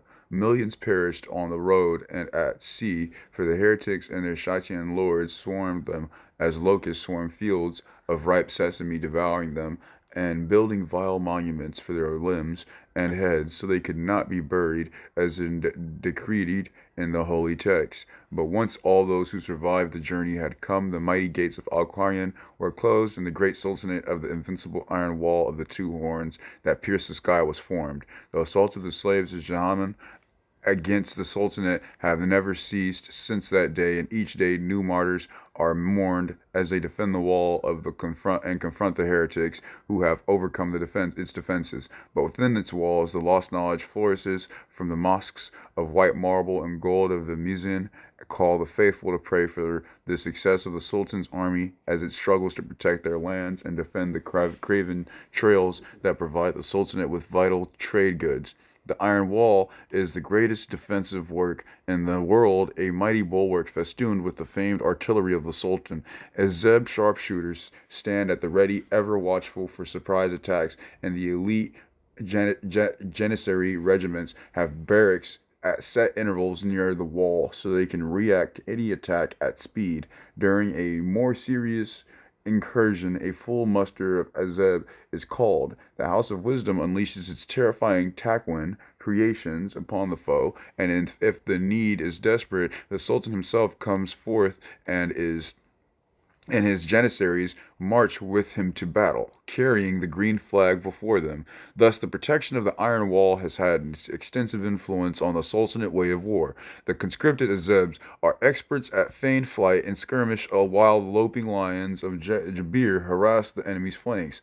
All the while, the superb artillery of the Sultans bombard the enemy as they make their torturous journey across the battlefield, littered with traps set by skilled sappers. When they reach the ranks of the faithful, the Janissary Sultan's elite household troops close in and finish the enemies with their devastating countercharge led by the iron-willed officers. Dread assassins from Almar prowl in the winds of time, striking the enemy elites and leaders, while the alchemists of the House of Wisdom unleash devastating weapons made deadly by their elemental mastery, capable of overcoming the defenses of virtually any foe. Beyond the Iron Wall, forces of the Sultan operate in small, mobile companies, each with a particular mission to accomplish. They hunt down apostates that have gone to serve Shaitans, look for the relics from the time of prophets, or seek to recover lost treasures and books of knowledge from the ruins of the fallen caliphates. Through an understanding between the church and the Sultanate on being co-belligerent on co-belligerence against Johanna exists, the commanders of the expeditions will tolerate no interference and do not hesitate to crush those who would hinder their mission. Resentment against the infidels who unleash Gog and Magog runs deep in the Sultanate, and matters of the honor are swiftly resolved with duels to the death. Woe to those who dare hinder the mission of those who believe. And then, okay, then we got their units. Let's see. Starting with the first one, Sultan's Disbasi captain? Yeah, something 70 like ducats. He's cheaper than the other ones. He's Yeah. 10 ducats less. Your warband must include a Yuzbazi captain when it is created. Mm-hmm. Military expeditions over the Great Iron Wall into No Man's Land carry many risks, and their commanders are field officers known as Yuzbasi. They are expected to lead from the front, and their selection is solely on merit with no consideration given to family pedigree or wealth. Mm. Jabirian Alchemist. The Jabirian Alchemist is a master of esoteric powers able to control... 55 ducats, by the way, for the Jabirian Alchemist. Able to control fire and ice, metal and liquid, capable of creating intricate mechanical devices and artificial life, as well as weapons of calamitous potency. In exchange for the freedom to practice their arts, the alchemists supply the Sultanate with the peerless Jabirian battle lions and serve on the front lines where their devastating alchemical compounds melt the flesh from the bones of the unbelievers or dissolve through even the toughest enemy armor. Oh, they can be equipped with any weapon and armor from the Iron Sultanate. That's pretty cool that they're like the base one. But you can only have one of them, right? Mm-hmm. Yeah. 0 to 1. Oh, they have some dope ass builds too. Sultan Assassin. Assassins are a legendary order of the mystic warriors, whispered about the world over for their sorcery and ruthlessness. Assassins are able to bend space and time using the sacred rituals and powerful hallucinogens discovered by magi of the order. With the esoteric power, they prowl behind enemy lines, hunting their targets with merciless efficiency. They can seemingly appear in two places simultaneously, strike a foe with startling and speed, and then travel back in time to a moment a few heartbeats before safe from any retaliation. What? What's the flavor on time slip? If any type of attack, melee ranged or mine, misses the assassin, they may slip in a moment of time in the future. The assassin can move into any unoccupied space within 6 inches, though they cannot be moved 1 inch of any enemy model or leave the gaming table. If moving out of melee this way, enemies do not get free attacks. 85 ducats, by the way. Yeah, better be. Temporal Assassin. After they make a charge roll, you may instead have the assassin split itself through time. If it has not already taken a melee attack action, the activation shoots up to 2 enemy models within the charging distance of the assassin. Then place the assassin in a base contact with each enemy model, one after the other. It may make a melee attack against each one with a single melee weapon that is equipped with. After the attacks and any resulting effects have been resolved, place the assassin at either location. The assassin cannot make any further attacks during this activation. Infiltrator. It can be placed anywhere at the table out of line of at least 8 inches away from the closest enemy deployed. So he has Infiltrator too. Yeah, he has Infiltrator. He can do that deep strike shit. But he sounds pretty crazy because he has all this time shit they mentioned. I didn't know that niggas had like fucking control over time in this. Yeah, some niggas do. What's the next unit? Those who believe. Okay, these are their little 25 soldiers. Ducats. Azebs are soldiers recruited from the multitude of provinces of the Sultanate, where every house in the 20 are required to equip and provide warriors to serve the prince of those who believe. They are often used by the superiors as light skirmishers to harass and tie down the enemies, while the heavier troops close in for the kill. And they can be equipped with any weapon, armor, and equipment as well. And there's no limit on them. Yeah. You got Sultanate Sappers. The Sultanate Sappers are highly respected and valued specialists in the Sultan's army. They are expected to man the great cannon of Iron Wall no matter what the enemies throw at them, and since their mighty artillery is prone to overheating, they are easily identified by the terrible burns all over their body. They cost 50 ducats, and what these niggas look like. Yeah, no pictures? Have a picture of them. Oh, no pictures, huh? No. Oh, it's crazy. It's the first one with no picture. Unless, okay, yeah, no, that's them, right? No, this is the Lions of Jabir. All right, Lions of Jabir. Let's read that real quick. They cost 60 ducats. Named after their deadly hunters of the plain, the Lions of Jabir can take many forms. Not all of them Leonine. Yeah. Each one is a unique masterwork grown according in the skill of artistry of Iberian scientists that created them. The speed and ferocity of their lions is nearly unmatched, and some even have strange powers granted by their alchemical birth. That's probably gonna be in variations, huh? I'm assuming. Mm-hmm. But artificial body created through Jabarian alchemy. Lions have no vital organs, and they must be dismembered in order to kill them. Wow! All injury rolls against the lion are made with -1 die. So that means like, okay, if it says it just dies, does it just die, or does that mean it has to be dismembered? No, it's Dismembered. it's still Can just it die, still dies but from the has to roll, but but has to die in to melee make it combat. less likely for you to kill it, it has a -1 dice applied to the injury roll automatically. Okay, so that's just other shit was just text. Mm-hmm. Okay, what's the next one?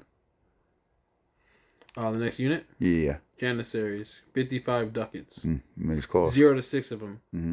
The Janissaries are the Sultan's elite warriors, raised from childhood in the art of war, captured during raids upon the desolate northern and eastern marches. Beyond the Iron Wall, they are subjected to rigorous martial training and indoctrination from an early age. On the battlefield, Janissaries excel at devastating countercharges, crushing their enemies' elite formations, and acting as bodyguards for their high-ranking individuals. And is that all for these guys? I mean, they're probably just a pretty solid unit. They No, have no, no. strong. No, no, I meant, what's... Oh, you're talking about for all their shit? No, Okay, they there we got go. this They one have their too. big ass nigga. Here we go. 100 ducats for the Brazen This shit Bull. is crazy looking at. Look at it first, real quick. This That nigga shit's looks crazy. intense. That's a nigga? That's one of their units, my nigga. The That's Brazen... like on the levels of an anchorite, in my opinion. Yeah. The Brazen Bull is a monstrous being of eminent power and vitality capable of tearing even the bastard child of the devil clean in half. The Sultan's armorers equip the bulls with heavy artillery that even the superhuman Janissaries cannot lift, let alone use in battle. Flame cannons, volley guns, holy blades blessed by the word of the great protector. And then these massive, damn near rhino looking niggas. They look like the rhino from Spider-Man with armor. They also are products of Jabarian alchemy, so they have artificial body. So they're Same way thing with harder to mine. kill. So you know what's interesting? Yeah. It's almost so you know how for the trench pilgrims there's the You can use the sacrificial nigga. no that you have they have the sacrificial lamb, but you also have the stigmatic nuns, right? And the communicant that can convert blood tokens, right? Either blood goes away or you're able to convert a blood to a blessing, right? What's interesting about this, there's a similar effect that they have. Both of these units with artificial body have a kind of like a similar impact in that they give -1 dice to injuries. So they're harder to kill as though they're either spending a blessing trying to block, or improve the injury, right? What I was going to say is, something I noticed recently with card games and stuff is like most of the stuff, or at least some things, most things kind of just typically do roughly the same thing, but like they just have their ways of doing it based upon their flavor. You know what I'm saying? Like for example, some of these niggas is like mutated beings and shit. So that's part of the reason why, like genetically speaking, it's harder to kill them in that manner. Whereas the niggas with the blood tokens and stuff, because they like blood to a degree based upon their relationship with their god and shit and that stuff. That's the reason why they can convert blood and stuff. You know what I'm saying? So it makes sense to a degree, but then we also understand it keeps it simple by making them all roughly do the same thing, just in different ways. Yeah. Is there another unit? That's the last one for them, huh? Because it's usually just rounded off by like a big heavy ass nigga. Yeah. Then we got our variants. This is a long one. You can read it. Let's see. Warband variant E. What does it say? Fide of Alamut, the Cabal of Assassins. The pact between the Iron Sultanate and the assassin fortress of Alamut ensures that the Sultan is served by the exquisitely skilled killers of the old band of the mountain in exchange for independence of the assassin's domain. But though most outsiders know the assassins through their service to the forces of the Iron Wall, sometimes during the dark of the night, small deadly bands move silently into the hellscape of no man's land in deeper secrecy. Rashid al-Din Sinan, the undisputed ruler of Alamut, dispatches his hand-picked disciples to missions of his own, communicating their orders with no spoken words, signs, nor written messages, but talking directly to them in their dreams. What the purpose of such operations is no one knows, and not even the most sadistic heretic torturer priest has been able to make them divulge the secrets of Alamut from the captured assassins. The warbands are known as the Fidai, which which means sacrifice, dedicated to completing their missions and returning to the Alamut to receive rewards said to be able to match those of the paradise itself. They are led by a master assassin, one of the deadly hands Alamut, with two fully trained members of the order. A number of trainee acolytes will serve them during their missions, eager to prove their mettle and be initiated into the Order of Assassins. Alamut is a home of the renegade sect Ismaili dervishes, warrior monks, sworn to poverty and a lethal way of fighting. They accompany the assassins to their secret mission as an act of piety and payment for their shelter, and their whirling dance of death has been the end of many a disbeliever. I do want to look at some of these guys' rules. Because do they have extra assassins? Up to 3 Aseb warbands can have, no. So flock of assassins. can have up to 3 assassins. Can have up to 3 assassins. The warband must include a master assassin that counts as one of the 3. And the master assassin costs 95 ducats. But he also has a keyword tough. Yeah. Assassin acolytes. Up to 3 Aseb warbands can... Oh, my bad, go ahead. Up to 3 Azebs of the warband can have the keyword infiltrator at the... Oh, so these are like the trainees that they send on this shit. Yeah, and they could be like any... Would that be like any unit, or would that be just... Well, no, the Azebs. Remember the 25 cost or whatever? The small niggas. Cheap niggas? They'd be like... they have infiltrators. So these would be like basic Space Marines with what is it? With I compare them more to guardsmen. Okay, or guardsmen with deep with deep strike. Deep strike. There you go. Yeah. And then what do they have? Like Mirage the Time, Secret Time stuff associated with them. They have Alamut alone. The warband may not include Yuzbasi, Alchemists, Janissaries, Lions of Jabir, or Brazen Bulls. So it's literally just Azebs and assassins and Janissaries. Or did they say no Janissaries? Well, Janissaries either. So it's just Azebs and assassins. But assassins are already OP in and of themselves anyway. Yeah, because they got that time slip double attack bullshit. Yeah, where they can like fucking potentially drop 2 niggas in one attack every turn anyways. Oh, this is cool. Killing Squad. Your warband may have a single fire team. These fire teams may consist of any 2 models from your warband. Models and fire teams gain the keyword fire team. So fire team... Oh, so then you could still kind of have a Brazen Bull but put fire team on it. No, so what fire team does, it basically makes it so you can take 2 turns at once. So you know how if we're playing against each other and I'm going first, I activate my unit, and when I'm done activating it, you activate yours.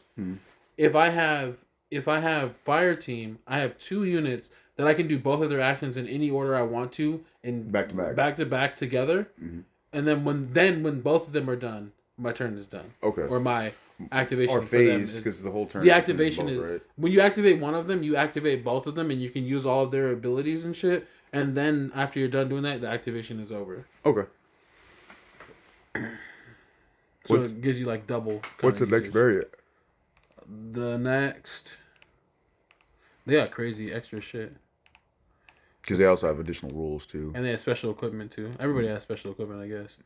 A Shashin leaf. That's crazy.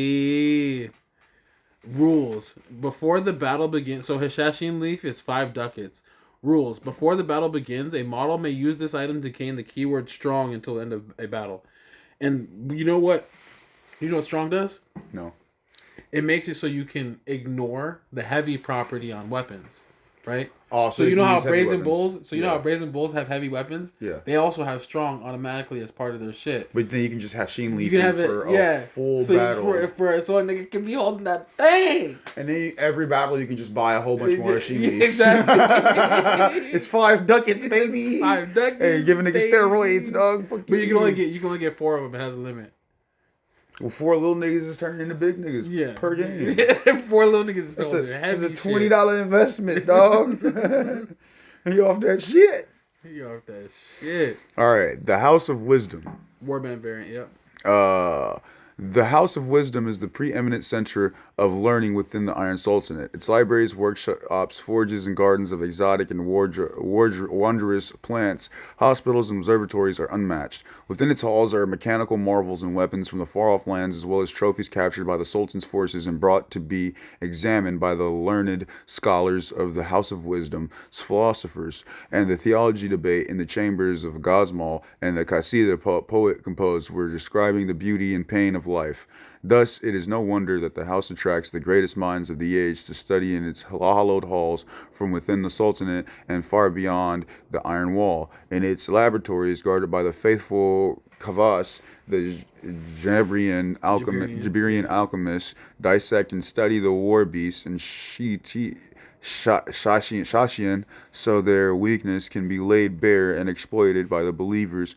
At such times, their roars and rage and pain echo through the palfrey corridors of the house. To maintain a degree of independence regardless of the royal funding, the House of Wisdom perform many services for the Sultan's army. Their best alchemists work with the Sultanate's foundries, where the great cannon of the Iron Wall are cast. The Taquin creations are provided to bolster the army of those who believe, as are suits of armor and alchemical ammunition. The House of Wisdom also maintains the Sultanate fleet, whose airships, which both guard the realms of those who believe against enemy air fortresses and maintain vigil over the land of the darkness. They may make regular excursions deep into enemy territory to witness whether the great sandstorm still covers the two holy places, reporting any news back to the Sultan. In exchange, the master of the House of Wisdom have freedom to dispatch their own expeditions into the land beyond the wall to seek tomes of knowledge lost in dark and terrible days when the forces of Jahanman overran much of the Levant and great cities fell like blossoms of a jasmine in a flower of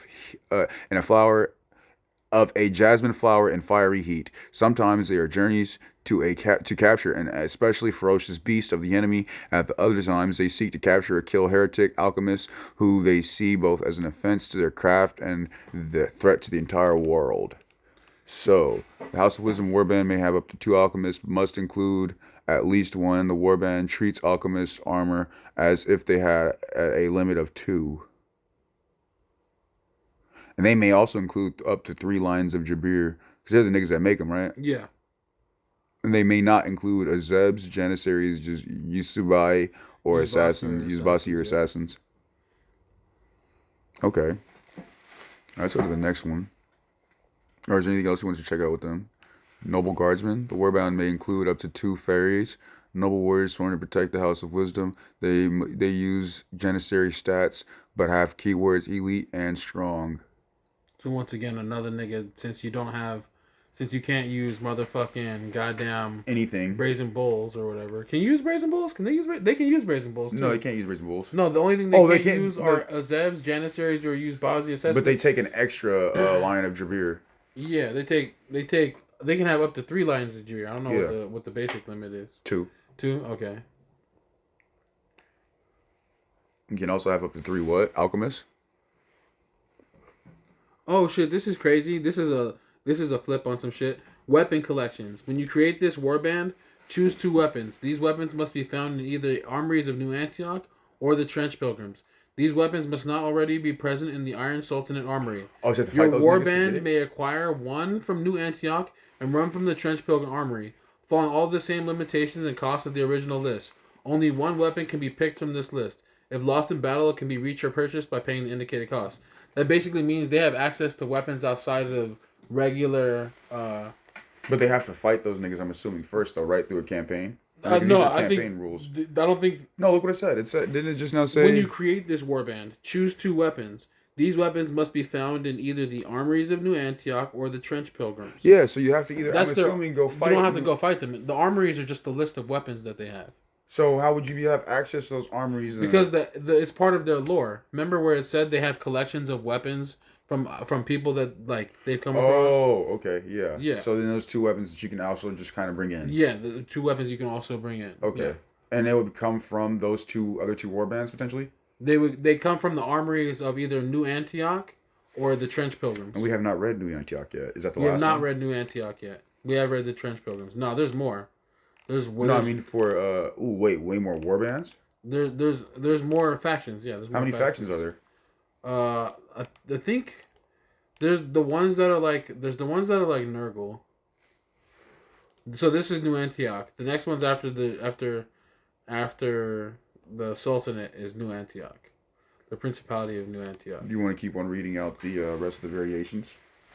We can read the rest of the variations. I don't know for how. Sultan? Because the rest of the stuff is for the House of Wisdom.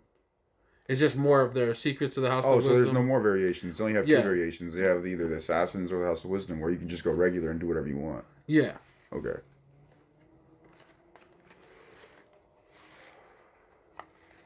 No, I don't get that. But yeah. So I mean, we've gotten pretty deep on it. We'll cover more of it another time. Like this was pretty cool.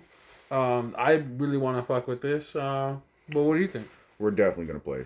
Like, Yeah. I want to explain to the pod what's going on, and right Yeah. now I guess Break we it down gave for him before we we gave him a. exit. So, all right, what I have understood is everybody has movement actions. Everybody has range potentially. With niggas potentially also having minuses to their range, but you have to have a weapon in order to range attack. Oh, can you don't only- know what the rules on what you can have. So minor little thing. The rules on weapons you can have, the max weapons you can have, is either 2 one-handed weapons for melee, or 1 two-handed weapon for melee, and that's just for melee, and then 2 one-handed ranged weapons or 1 two-handed ranged weapon. Okay.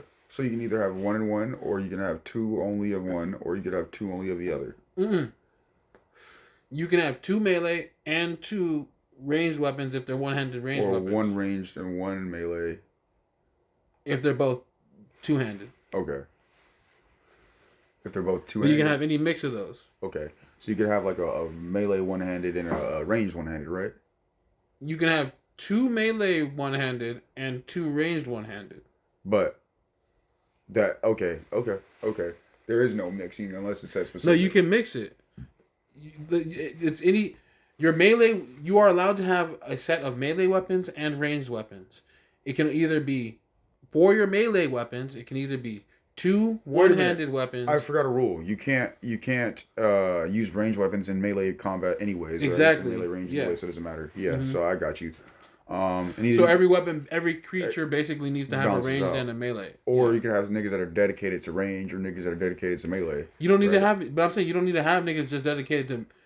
I don't think you're understanding what I'm saying with the requirements. Like, literally. No, I am. You could have 1 and 1, or you could have 2 of one type, and that's it. No, that's not what I'm saying. You're really not listening. You're not getting what I'm saying. You said you could have 2 ranged weapons or 2 melee weapons. You can have 2 at the same time. You have at the same time you can have So ranged you can have a total weapons. of 4 weapons. Yes, Okay. but if they're two-handed weapons, then you can only have one of them Yeah, and I got you in on each that. set. So if it's a two-handed gun or a two-handed sword, melee weapon, then you can only have one of each. If it's you could have 2 guns and then 1 big weapon. Yeah, exactly. Or you could have 2 small weapons, 1 big gun. Yeah, exactly. Or, yeah, so exactly, I got you. exactly, I got you. That's what I'm saying.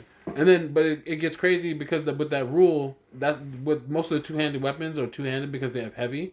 But then you have characters that are strong. If you're strong, you can ignore heavy on. And you can just have yeah. two fucking heavy weapons. Yeah, exactly. Okay, got you. Then it becomes a cost thing on how Yeah. much you're trying to spend on a nigga. Because some niggas Yeah. might be going Niggas out hold without everything, weapons. Because because niggas is somebody suited up. one dude is like all that shit. You got one dude over here with the little pistol talking about poo. Acolyte, nigga. Yeah. Hey, fodder, nigga. Talking about pew pew shit. But okay, so no, understood. So basically, everybody can move. Different types of move are charging and dashing. Dashing, if you fail, ends your movement or ends ends your movement. You have to Dashing is a separate action than moving, though. Yeah, Okay. but it's still a movement. It's still a movement, yeah. Yeah, and then you have to be within 1 inch of range to melee attack. Yeah. And then outside of 1 inch with your ranged weapon, or whatever it specifies. The way damage works is there is minor injury, and critical injury, right? Well, there's no Nothing, effect, No effect. Minor, minor injury, Mhm. down, down, and out then of action. Out of action. Okay. And then if you're downed, you can roll to get back into action. And if you to get back up. and if you're out of action, you're removed from combat. If Yeah. you have if you have at least 50% of your niggas removed from combat, then they're shaken if you want to continue the battle. And that means they get -1s to all their dice rolls for a turn. And then after that turn, they're not shaken. But if anybody goes out of combat within that turn, then your team and your troops immediately flee, right? Oh, Thereafter. any other time they have to make the next check, you can no longer choose shaken. You automatically have to flee per normal. Yeah, and that's basically when the next person's So yeah, and if they're out of combat, then they're out of combat, and then obviously, okay, basically you get to start over, not start over, but you get to continue once, and then Yeah. if anybody else gets downed again after that one continue, then everybody flees, right? It has the same flea check rules as normal. Just Okay, whenever I think it's whenever you start the round or something like that, you have to we'll make a we'll, we'll rule check that yeah. because We'll check I that. Yeah, forget exactly. but it Um, triggers when you have half your army left. yeah, but combat explains itself based upon what Yeah. weaponry says. The blood markers and blessing markers. Blood markers are basically minuses or that can be invoked on your die rolls, and blessing markers are the same thing but the opposite. They are blessing. They are positives or at least additional die rolls that they plus die rolls that can be invoked during attack, right? Or during a Yeah. damage Or they calculation. can minus somebody's injury roll. Okay, and that's something I'll just have to watch in combat, and I'll probably go home and watch a little bit of everything play. Yeah. But outside of that, that sums everything up because the only thing that we haven't gotten into the specifics of, which explain themselves as well, is equipment and army building. All we're gonna really do, guys, when we come back, we're gonna pretty much finish reading off on the different war bands, and we ended off on the sultans, right? Yeah, the Sultanate. What was the next one? The next one was the Principality of New Antioch. Principality of New Antioch. All right. So if I don't go ahead and finish reading these on my own spare time, then we will go over these because in between now and later, we'll either play the game or we're gonna do the next one. Finish reading these out for you guys, get a game played, and tell you guys what it's like. You know what I'm saying? So hopefully, rather than just getting a game played, my goal is for us to start a campaign because like that's the whole point of us going through the long rule set anyways. Mm-hmm. And then maybe do like a quick rule start just to figure out and get used to like understanding how to like purchase ducats and or how the purchase system works, how the combat system works, and then get into a campaign right after that. You know what I'm saying? But we'll get it figured out. You know what I'm saying? And these guys are looking pretty interesting. They're looking like I was gonna say the most normal until I saw that last one. I'm trying to find where the equipment's at, like the regular equipment, because it has the names of all the regular equipment. But I don't think it had like where all what the regular equipment actually does. And it's a Like lot they left, detailed the huh? special equipment, yeah. They detail the special equipment, but I don't see. I'll say this. I'll say this for everybody. How about we go back to where we left off? We'll just read them off real quick, and then anybody that's interested in playing, they'll go ahead and obviously read deeper into the lore and things of that nature. Anyways, you and I, we'll read off the names of these guys real quick, and then me and you're gonna get a game. You know what I'm saying? And then we'll talk about that off camera. But real quick, there's the Principality of New Antioch. Then we got the Cult of the Black Grail. Right after the Cult of the Black Grail, we got and they kind of look fucking crazy. I'm not gonna lie to you guys. We got the Court of the Seven-Headed Serpent, which they probably are gonna look a little crazy too, huh? I think that might be it, but there might be. Nah, there's gonna be more. There's gonna be at least 2 or 3 more. I can guarantee it. It looks like it, unless the index is coming up. And these are. It sound like. Oh yeah, here's the weapons and equipment and armor. This is what I was looking for. Okay, weapons, equipment, and armor. Okay, and that's gonna be the stuff that you can just use to use your. Yeah, ducats here's to the buy. basic shit. Here's where all the basic shit is. And that's the free stuff. No, this shit costs fucking ducats. I don't see ducat prices next to stuff. It's the ducat prices are in the unit armory. It costs Oh, different for each one, yeah. each warband. Okay, understood. And then, all right. So then, those are the last three. I think me and Metallicat, we're gonna go ahead and get our warbands picked out next time we kick it, and then we'll get our armies built. We'll probably, like I said, we'll just probably do a real quick start first, and then we'll get our armies built for the campaign. Come back and talk about how the quick start was, and then just kind of keep you guys updated on how our campaign's going, type shit. So with that, you know what I'm saying? Yeah. Check y'all later, nerds. Alrighty, y'all. Out of here. Peace.